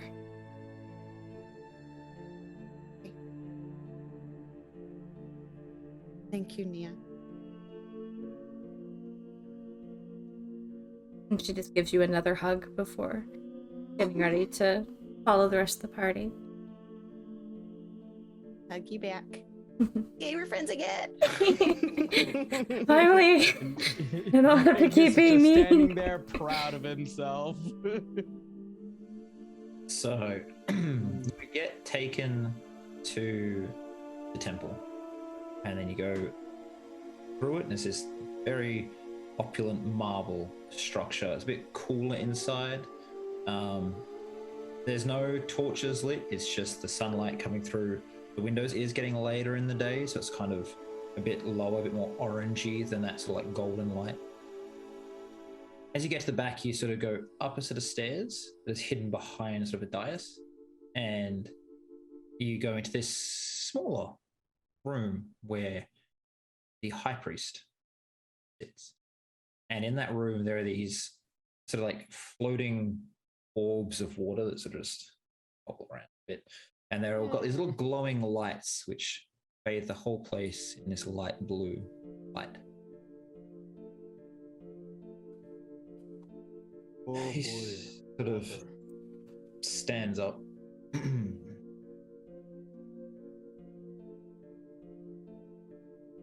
I was told you were all coming here. Hello.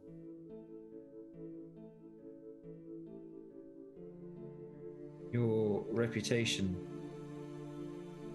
precedes you. What? Hope it was only good things. Yeah.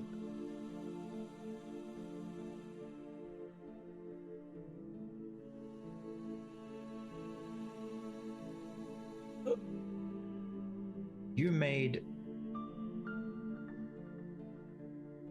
a good argument. Really, you did. All of you.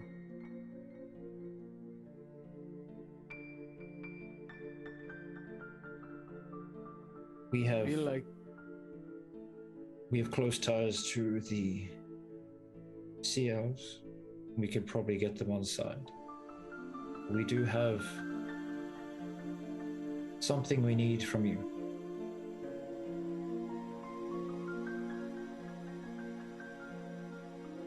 You're going to have to proceed. Our God has told us that there are. Did you just roll your eyes there, Sean? I saw it. I'm all like, let him do it. Let him do it.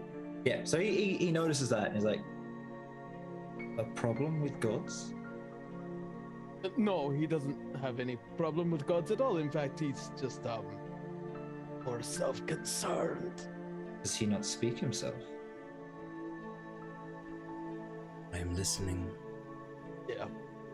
You showed such disdain for the mention of deities.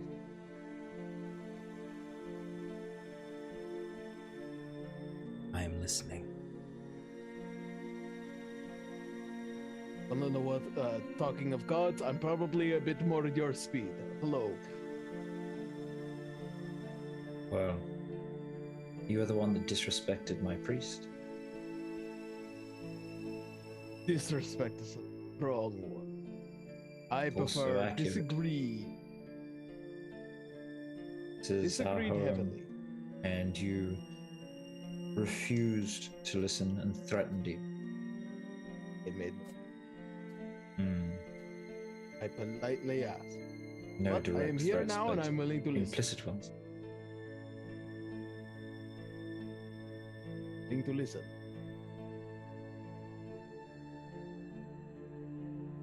Yes, Nia. Oh, I'm asking a question to Kyle. Sorry. What Yep. god specifically is being worshipped here? Is it Sarnarik or is it a myriad of gods? You guys never really figured it out. Well, They could are I an attempt unknown to sea figure god. it out now that I'm sitting in here? Sure. I don't think there's any way you could possibly know, but you can roll. I would like to try. I don't know.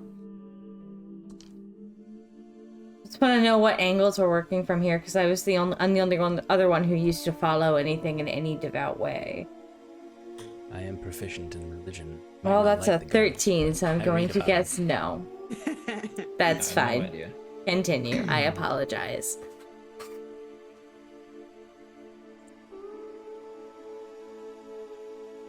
The children of Titans are rousing, attempting to wake their parents. We really need that stop.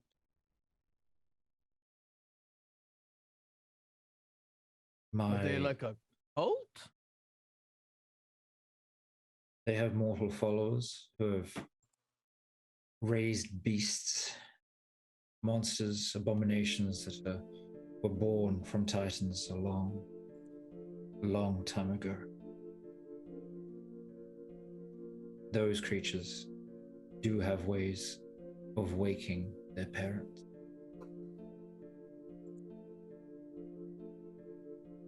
So what is it that in specific?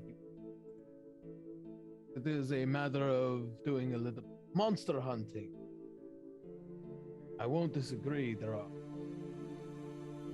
pertinent matters at hand that need to be solved, but look to the party.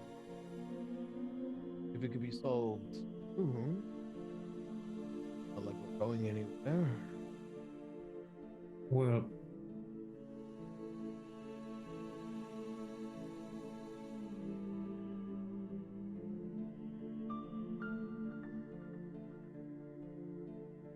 there are two things directly affecting our God and its people, and one that is not as much as a problem for us, but could spell the death of the sun, which in the long run is not healthy, I imagine.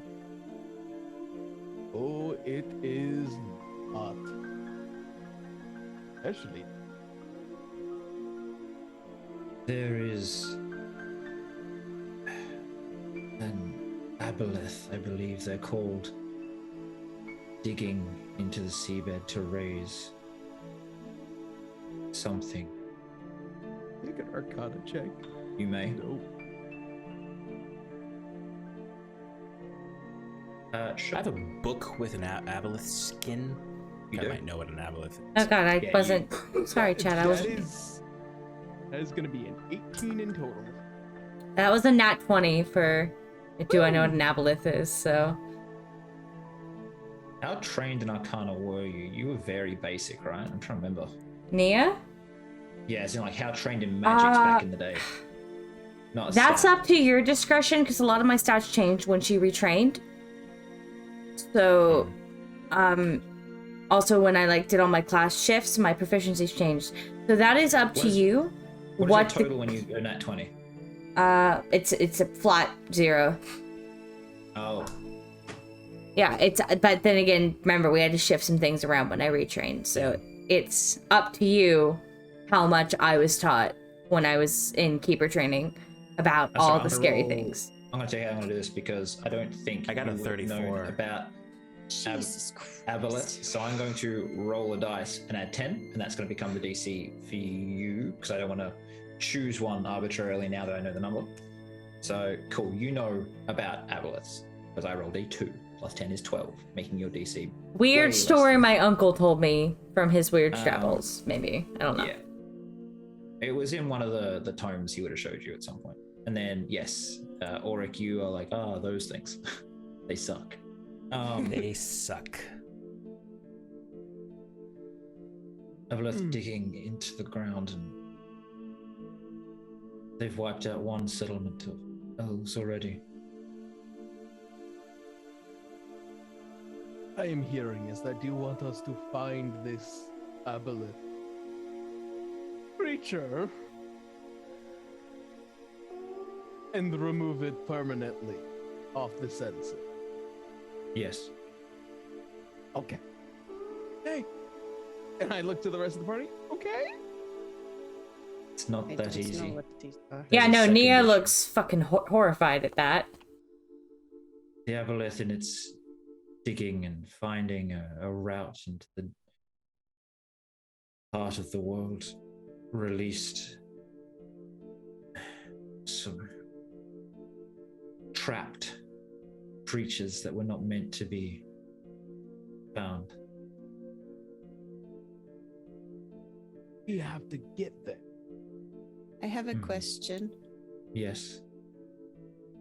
You said it's underwater. Yes? I don't understand how we're going to fight something that's underwater. We can help with that.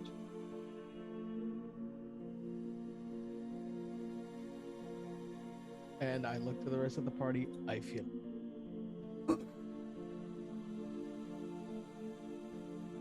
I'm gonna keep it 100. I do not do well. Well, that's what magic is for. One of the settlements that the Aboleth destroyed as it was finding its way down, they did not realize they had built their bank on top of a cage for thousands of oozes.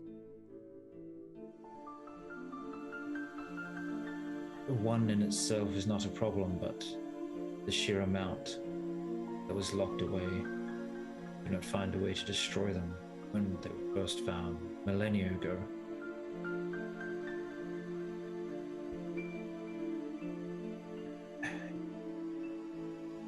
As far as I understand, they have a direct connection to the demonic lord, and that could be a problem.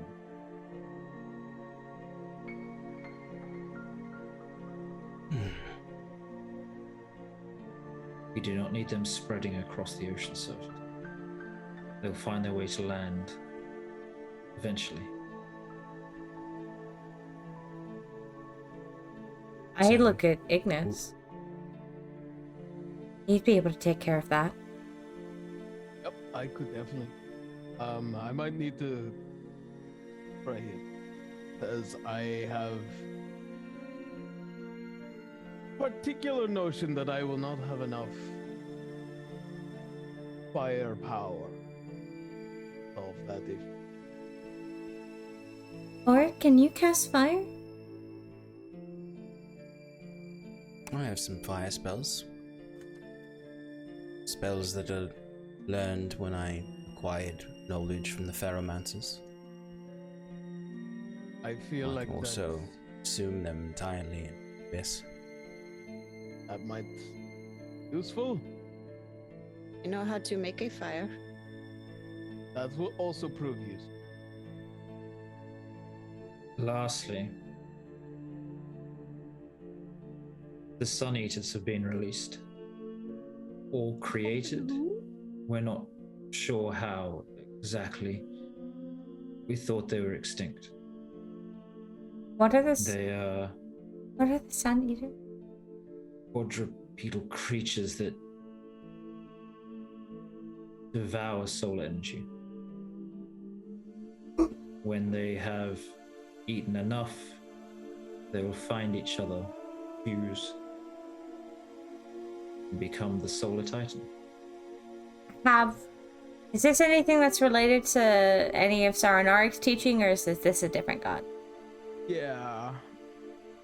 They will be eating Saranorik. You can understand that just by. Yeah, I'm just wondering saying. if that's in any of the teachings I had of her. Like any These like things doomsday prophecy, or, fun These end of the things world shenanigans. have not been around for so long that you don't have notes on them. Okay. I will have to pray on that. So we are to follow the potentially- tracks.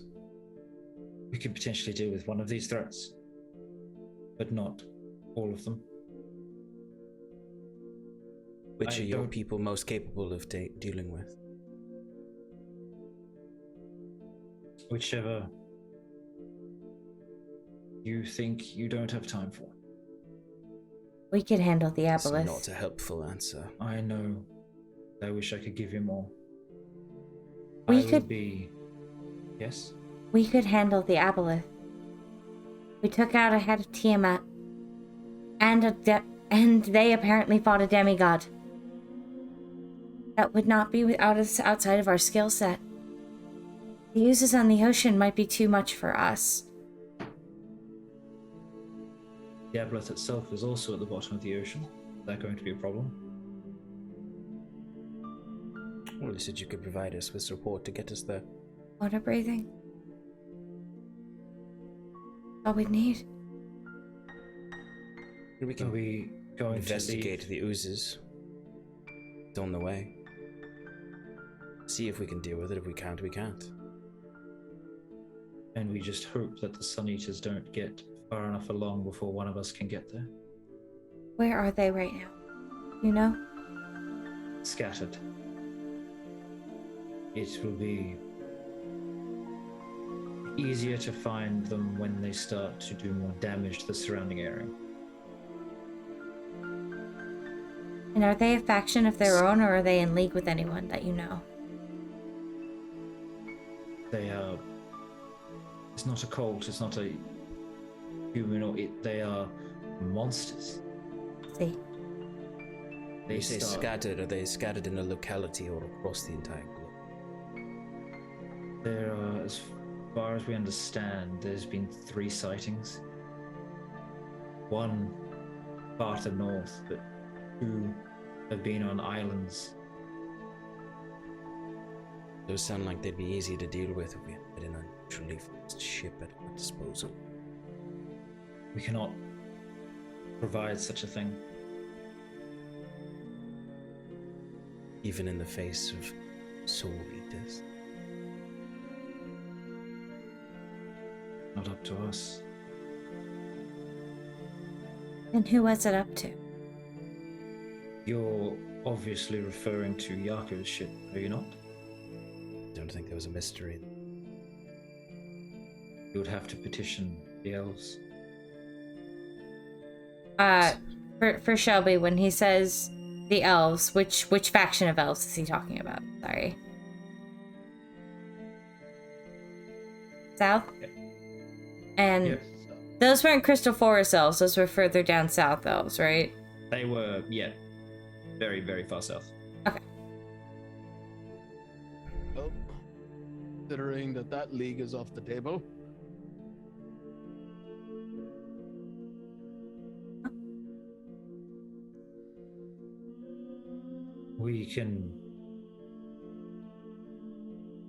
We'll provide strength for you in the war that's coming.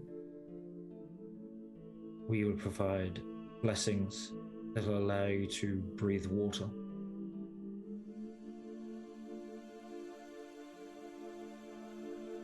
What else can we give? What do you need? The ship. The one thing outside, well, potentially one of the things outside of our realm of influence. Resources for magical experimentation, reagents, boards, those means, knowledge, books, whatever you have that you can give. If you have, that's take. Do you have the means of creating a teleportation circle? You?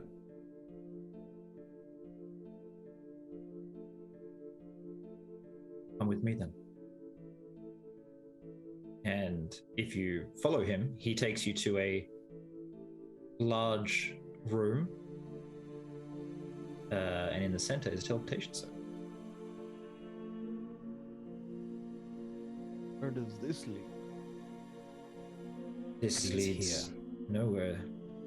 You can come here if you wish. It's an access point. Complications of arcane magic are beyond him.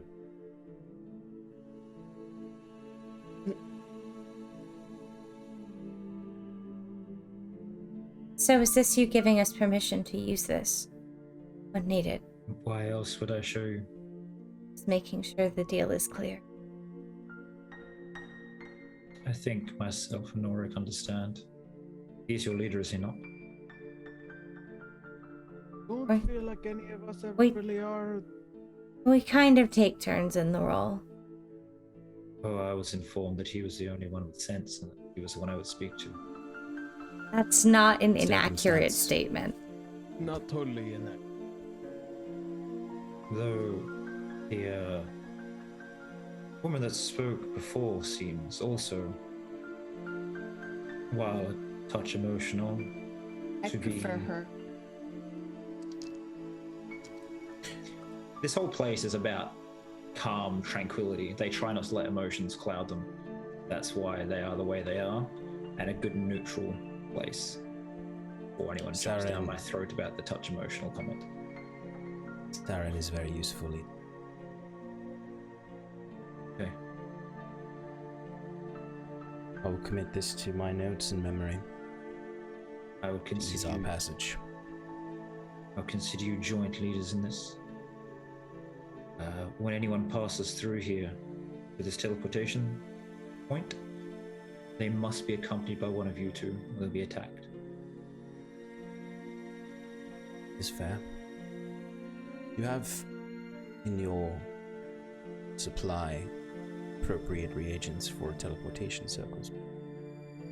We could provide them, yes. We have gold to provide, necessary, but we prefer to save that for... How about we say that, apart from our strength, the blessings, the teleportation circle and reagents to make one,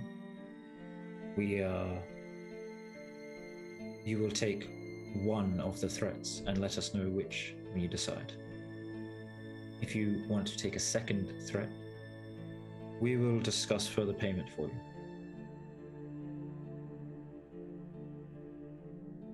I believe that's reasonable. No one else has an issue here? Nope.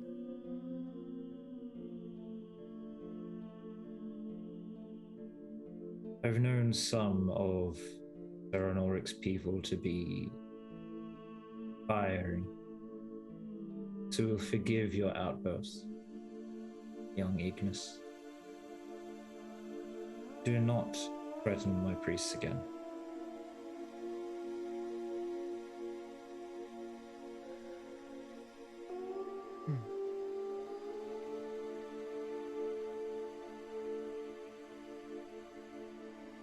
Okay. You're free to go or stay. If you wish to talk theology at all, I'll be here. I believe there's some things I could teach you.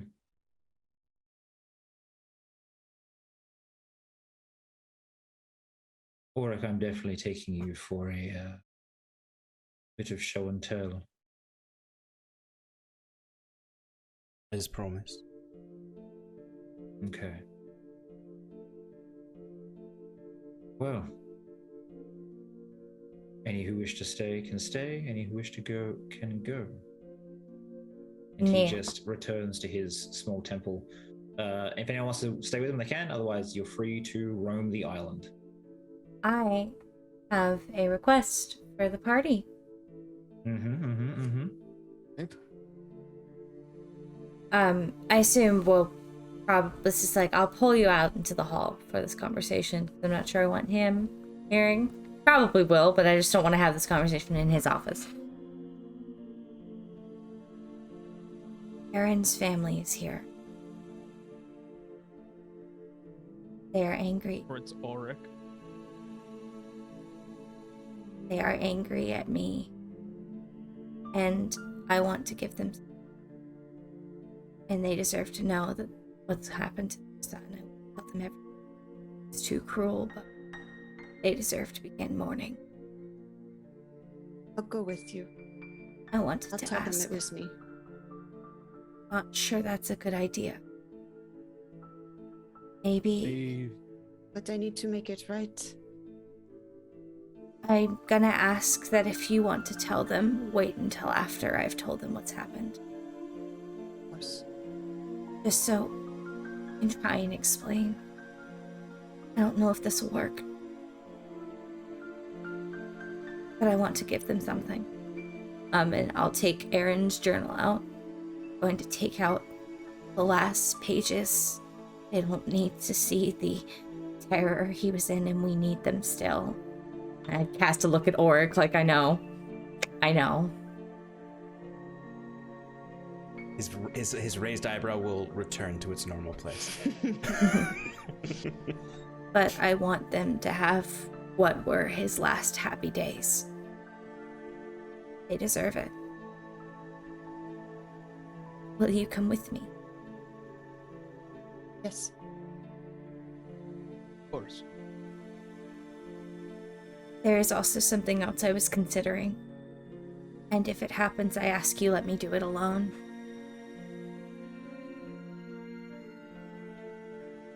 I know from a lot of how Arron spoke,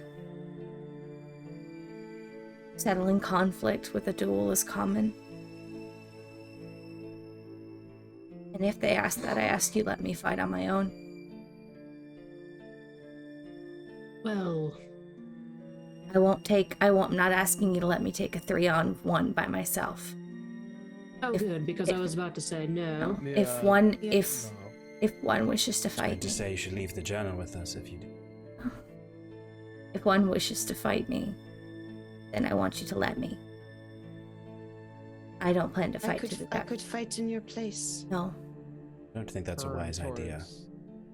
this is something I need to do.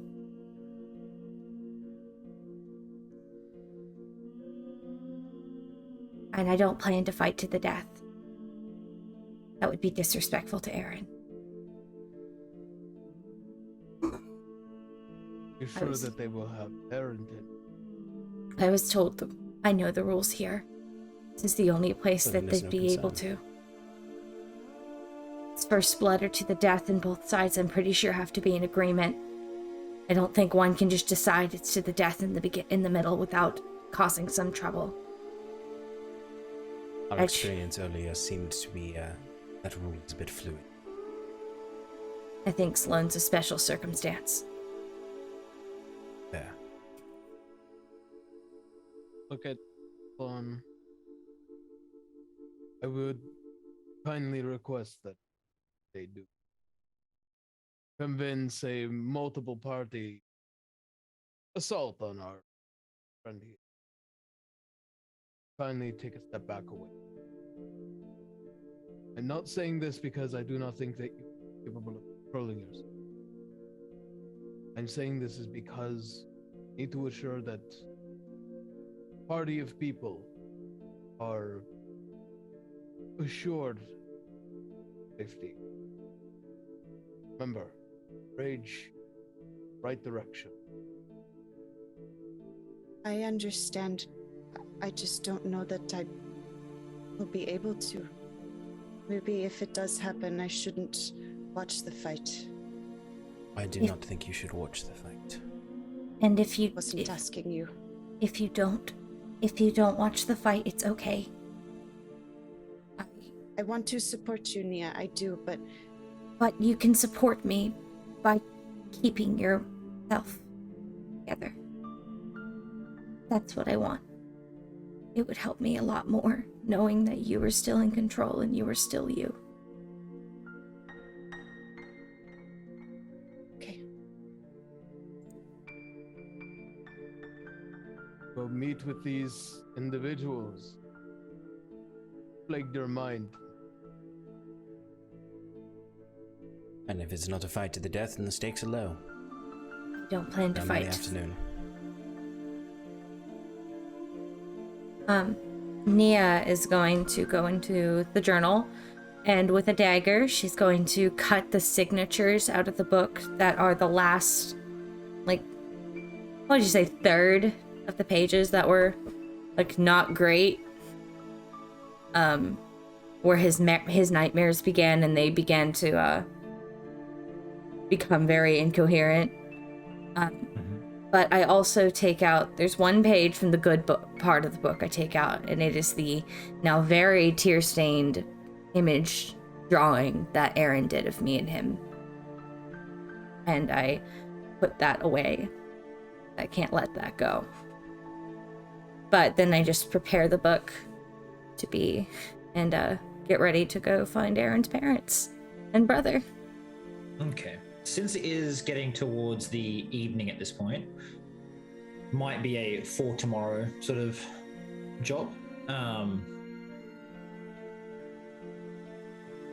The high priest comes to you, Auric, is like, you have no...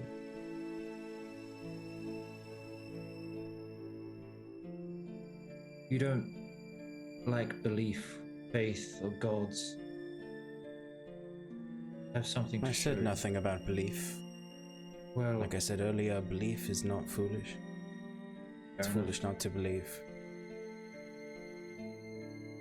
Faith is foolish in all instances.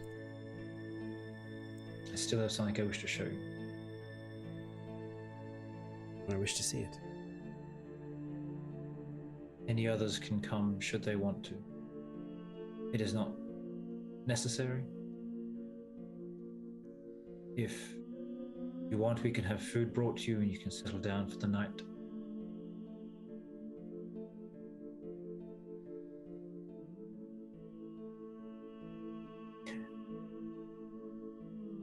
Sorry, they're having an argument outside. It doesn't happen usually here. If anyone else, to the rest of you, is anyone else wishing to come, or would you like me to get food sorted? Provisions, anything? I would have liked to survey the magic shops.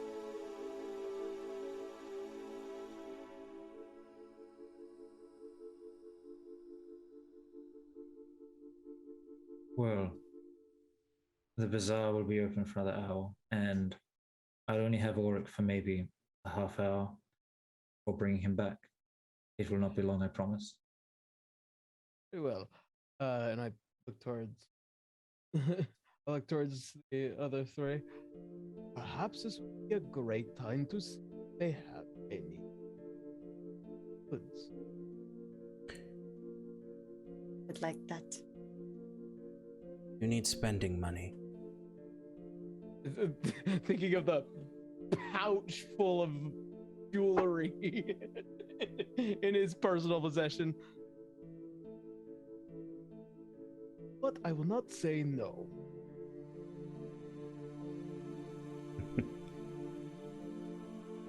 just a simple question. Oh, Ulrich.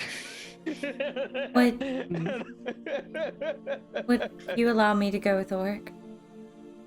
Yeah, if you wish.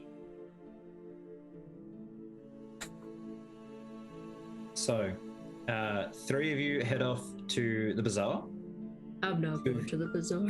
Where are you going? I'm gonna take some time to rest, and also I'm just gonna go comfort Yaako. Okay. I'm sorry, buddy. Do you want to go get him some alcohol of any sort? You know how he loves his alcohol. Yeah. Okay. Yeah. The ship can't magically produce his alcohol anymore. That's the part that's really upset him, I think. Oh God, can't beat his alcoholism. Oh no, he'll be fine. So you go and get something nice from here or the bazaar or whatever, and you take it to him, and we'll get to that later.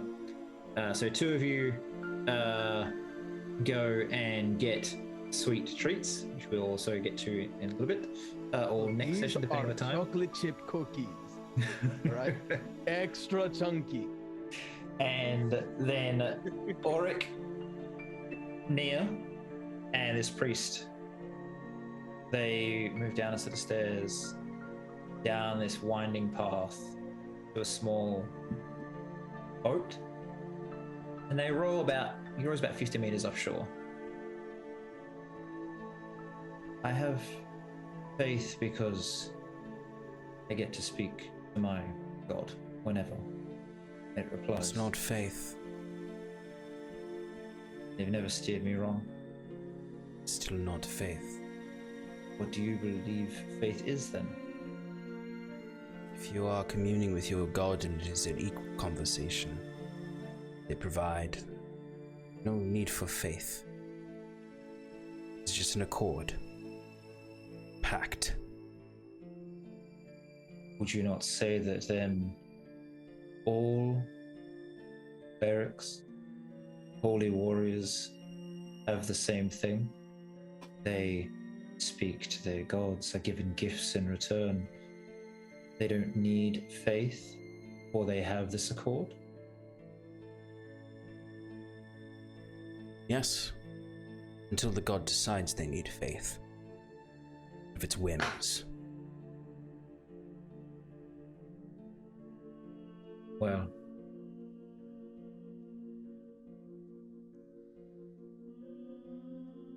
who hurt you, Auric?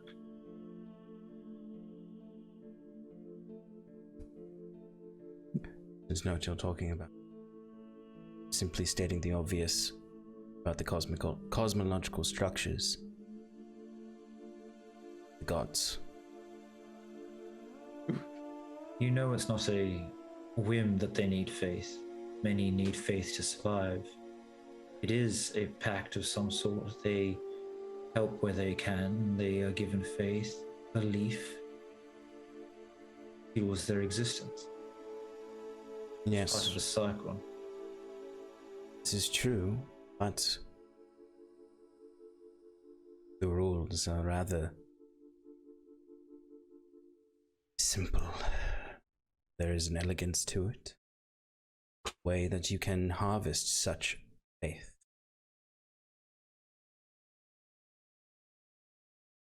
You could harvest faith by just providing, like some do to their clerics. Others, well, a more ardent faith comes from neglect, appropriate pressure. Who you're referring to, you seem to have intimate knowledge. To any god I've ever heard of. Cryptic messages, blessings at the appropriate times, divine intervention at a whim. I, myself, there's a cult of spider people half a continent away, believe that I'm going to save their lives. Well, my God, who you seem to be so disdainful of, I saw your eye roll, has always provided, has always cared, communicates, can communicate with some other deities. We have a I need you to speak up a little bit. good working relationship. If Well, that's I'm how you happy wish for to your see it. pact. I don't disdain your god. No. Seems reasonable. If anything, I respect your god. It's the general agreements of mortals and deities that I don't have a love for. Shackling of mortal will.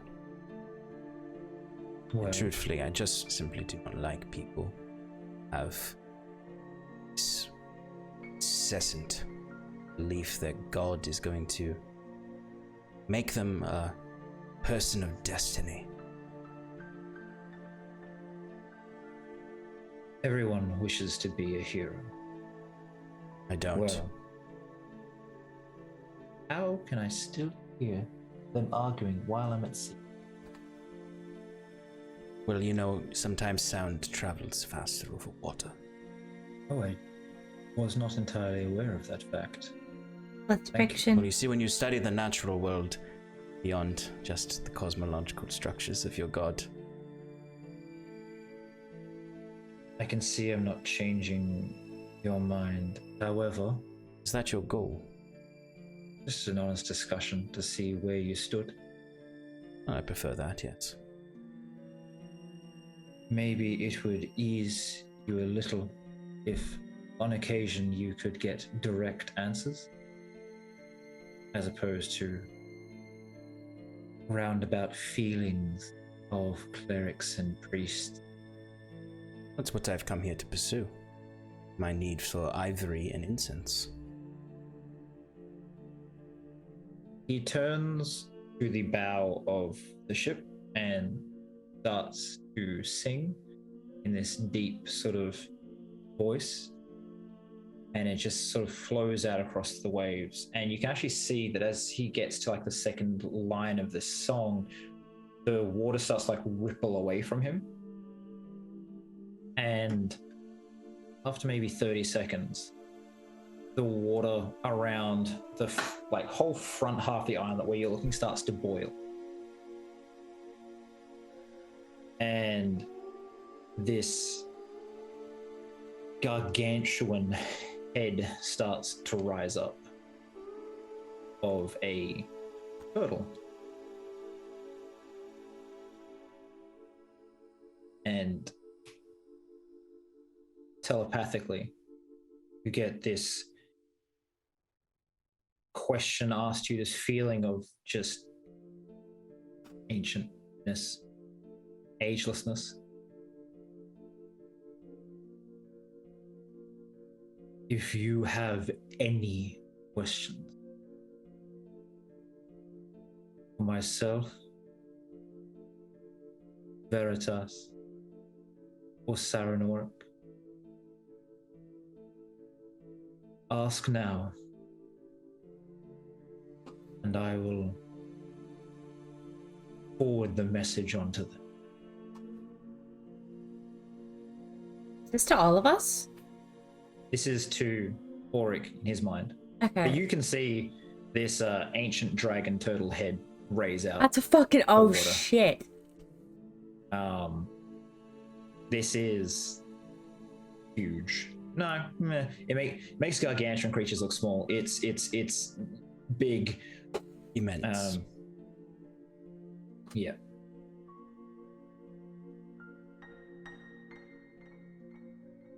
What do you need, Hollow One?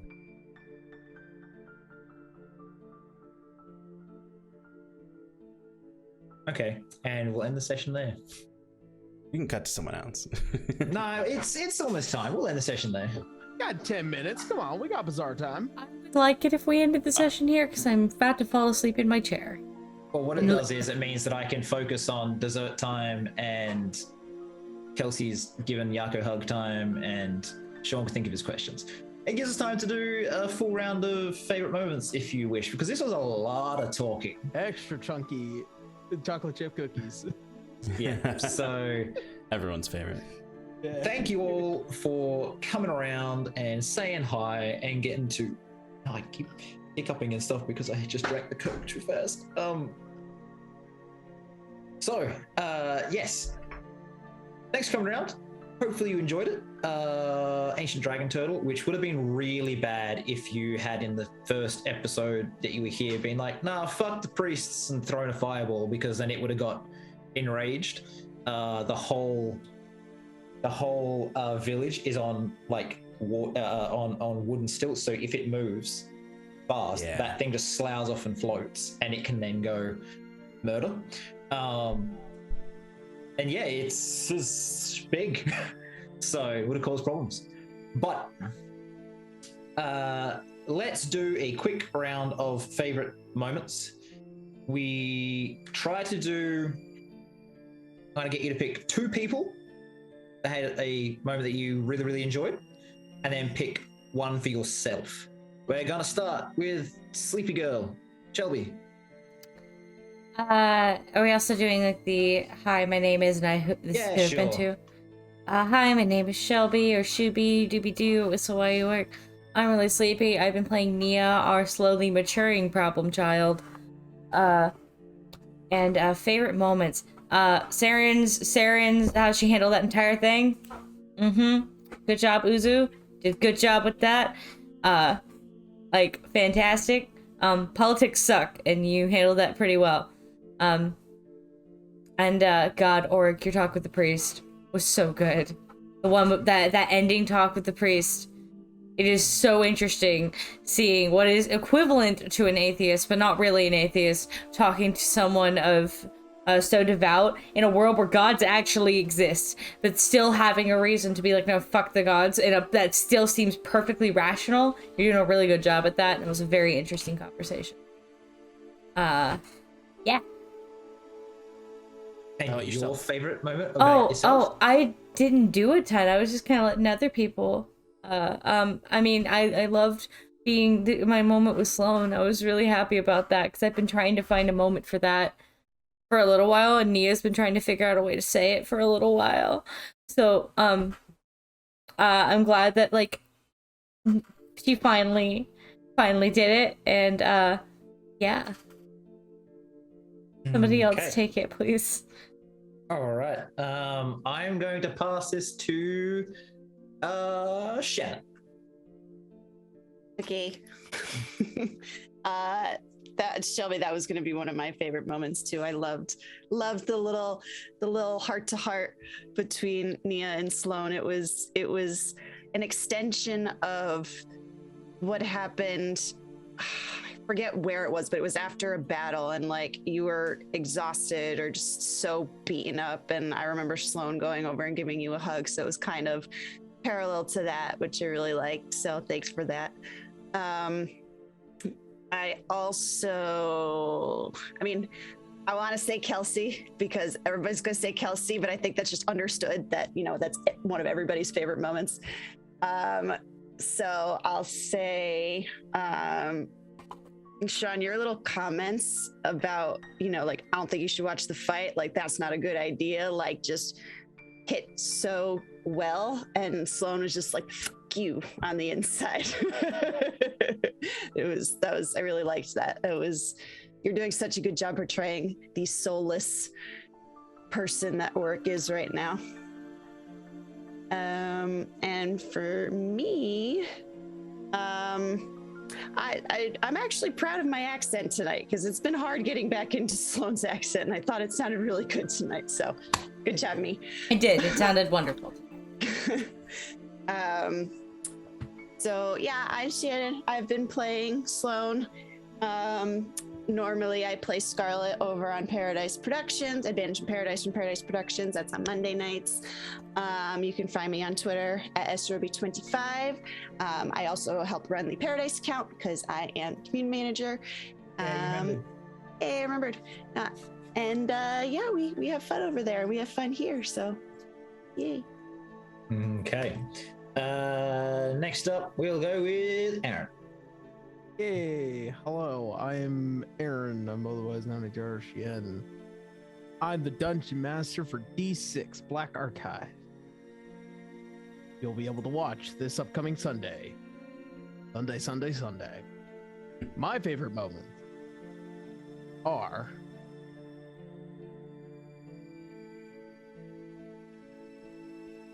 man, everyone's already picked all the good ones.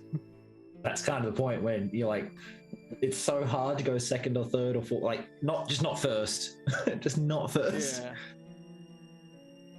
I mean, I'm really proud of both Nia and Sloan.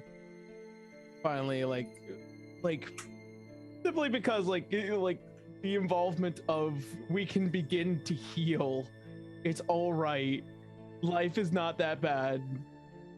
And I mean, I didn't say healing, that. well, Let's not go too far. life is pretty bad, but like I am pretty still bad, a but, deeply like, if we forgive traumatized each young other, woman, but I'm ready to Yeah, not let stop him blaming my talk. barbarian.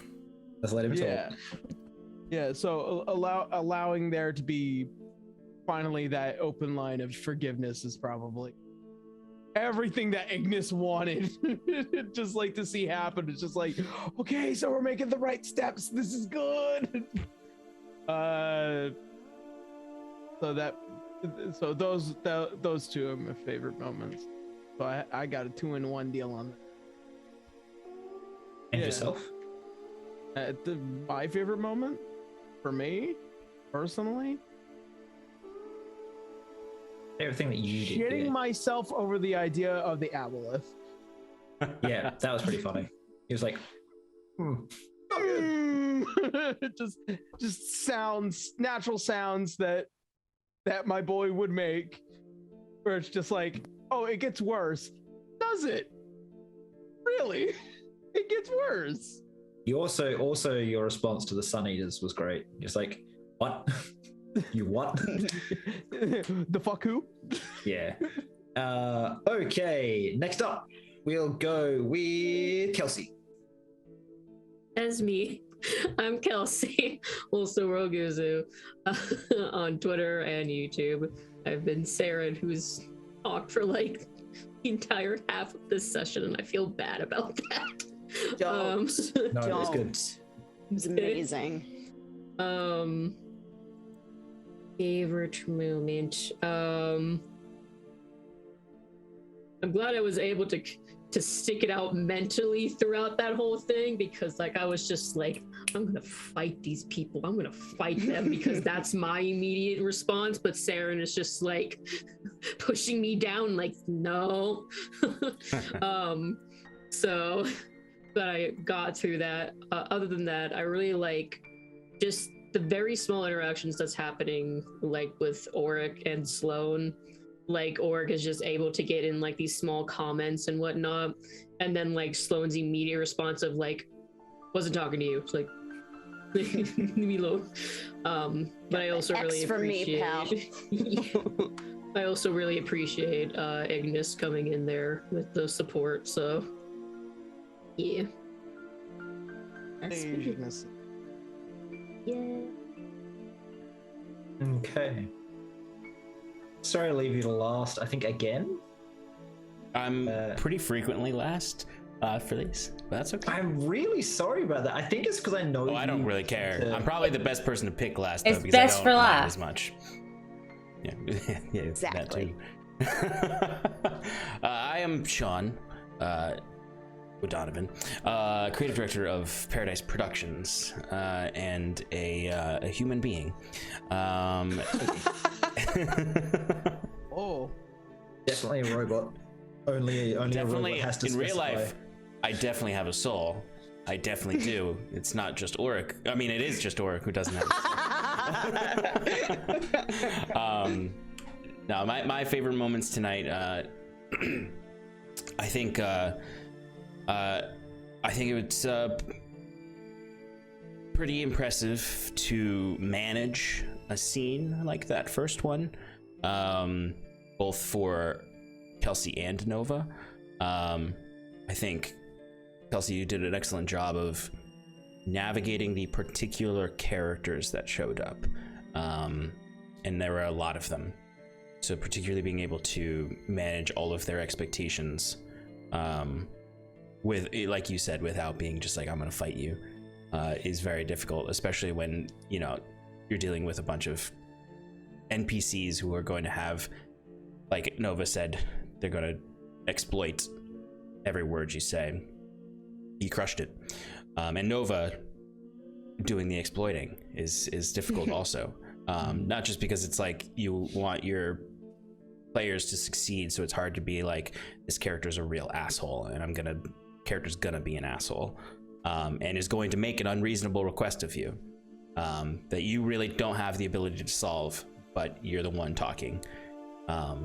Managing that is hard as a DM, so that was a very impressive moment all around.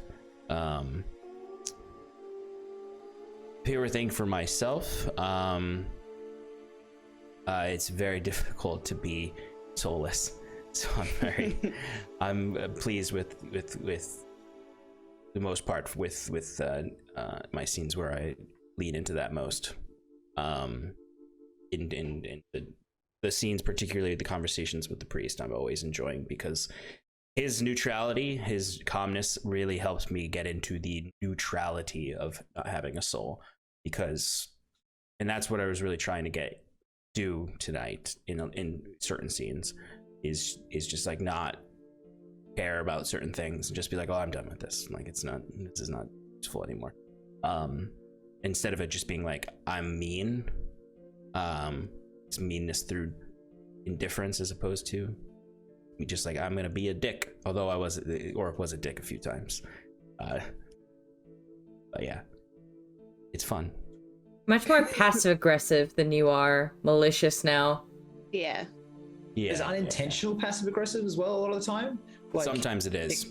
Sometimes he is just literally. He's like, this is how things are. And everyone's like, fuck you. Like, he's like, no, but this is just how things are. Yeah. Or just like being like, that none of that made sense. Yeah, like basically just being like, I'm assuming you need money.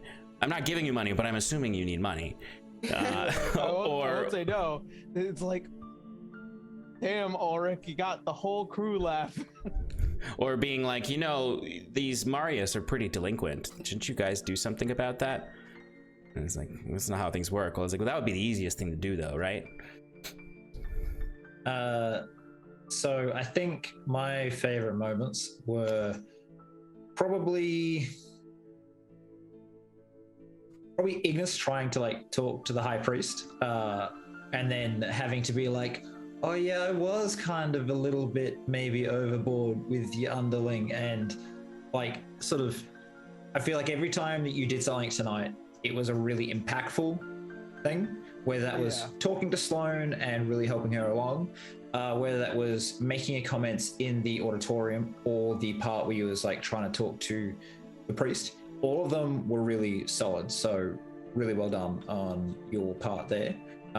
He definitely wants to talk to you more as the only other person he knows who has like a bit of faith, but he was doing his business thing just then. And that's why he was kind of like, does anyone want to come see my god? We got a god, you want to see my god? And you're like, I'm getting candy. He's like, okay. I think we've all dealt with enough today. Yep. It's time for treats. I'm trying not to just go with what other people said. So I think the little, I won't go with the comments that you threw in with Sloane, but more the comments you threw as like observations about things where, you know, you're talking about, like you kind of said, you know, they're like, oh, we can't do this. And like, well, why can't you? You just do the thing. Like you're thinking of immediate responses, and he's kind of like going, well, politically we can't just do that. He's not disagreeing with it being the right thing, but for once you're seeing the small picture compared to the big picture, and he's being big picture, not small picture. So it created an interesting dynamic of characters, even if I don't know how interesting it is to watch two neutral people just be like, we are neutral. Yes, very. back and forth. I love it. I do as well. I can do it for an hour and just have a great time, because you're trying to talk circles around each other without actually being dicks. You're just like, but that's not how this actually is. Oh, but it is. Okay. Anyways, my favorite moment for myself was probably just, it was very hard to do an auditorium full of people that wanted to speak, and I tried very hard to make sure they had, like, you probably noticed in the first half of the session, everyone kind of had individual voices, and then by the time we got to second half, I was exhausted and it got a bit hard to kind of keep it up. Didn't notice that. Yeah, it's just like, yeah, that was hard. There was like 7 different people talking, and it was just a lot. So yeah, and this week I've had no time to practice anything or get much done because my computer died, and this is not going to survive the day, the one I'm on. So hopefully in a couple of weeks I'll have a new PC and also be broke at the same time. It's great. Anyways, yeah, my name's Nova. I run Roll for Damage. But really it's these guys here that do all the making me look good by being great players. So thank you everyone for being excellent today. It was really, really good. Whether you guys did a lot or a little, everything you did was excellent. I was really, really happy with it. Thank you. You've probably got another session of just talking shit before you get to punch things again, but you know, we'll get there. Yeah, I mean, look, next. Yeah, Oryx's gonna get in the fighting pits. Yeah. Oh, I would love to see that. You'll just, someone will be like, aha, my sword. You just obliterate them. And they'll be like, everyone's like, oh, that's not okay. Like Are you not Jones with a entertained? I feel like your next session will be a lot of planning on which of these things you're actually going to take. Doing research, getting it all done, getting all the information. So we'll see how that goes. But yeah, thanks everyone for watching. We're gonna find someone to raid. There's probably something else I'm meant to be doing, but it's now past the time and Shelby needs to go to sleep. So does Shannon. Sean's nodding, but I just know that guy doesn't sleep, so it's fine. I have to render deep. With the Tail is live right now. Yeah, I'm like looking to see things. I was looking. I always look at D&D streamers and look at like who's got like 15 or below. And let's see who's here right now. So Weave the Tail. Maybe the one we go for. Let me have a look. See. Vorpal Tales is up. Long Lost Lore is up right now. Trumpets and Tarasques. What the hell is that? That's interesting. We might raid Phoenix Milwaukee. He's a guy based out of Japan. He's in our time slot. And he's a guy that we've sort of collaborated with and done stuff with in the past. So I might throw stuff. He's, I believe, doing something. He might be just doing a reading of Van Richter's. I'm not sure, but he is a friend. So I'm going to prioritize love to him tonight. Alrighty. Well then, are you ready for us to raid over?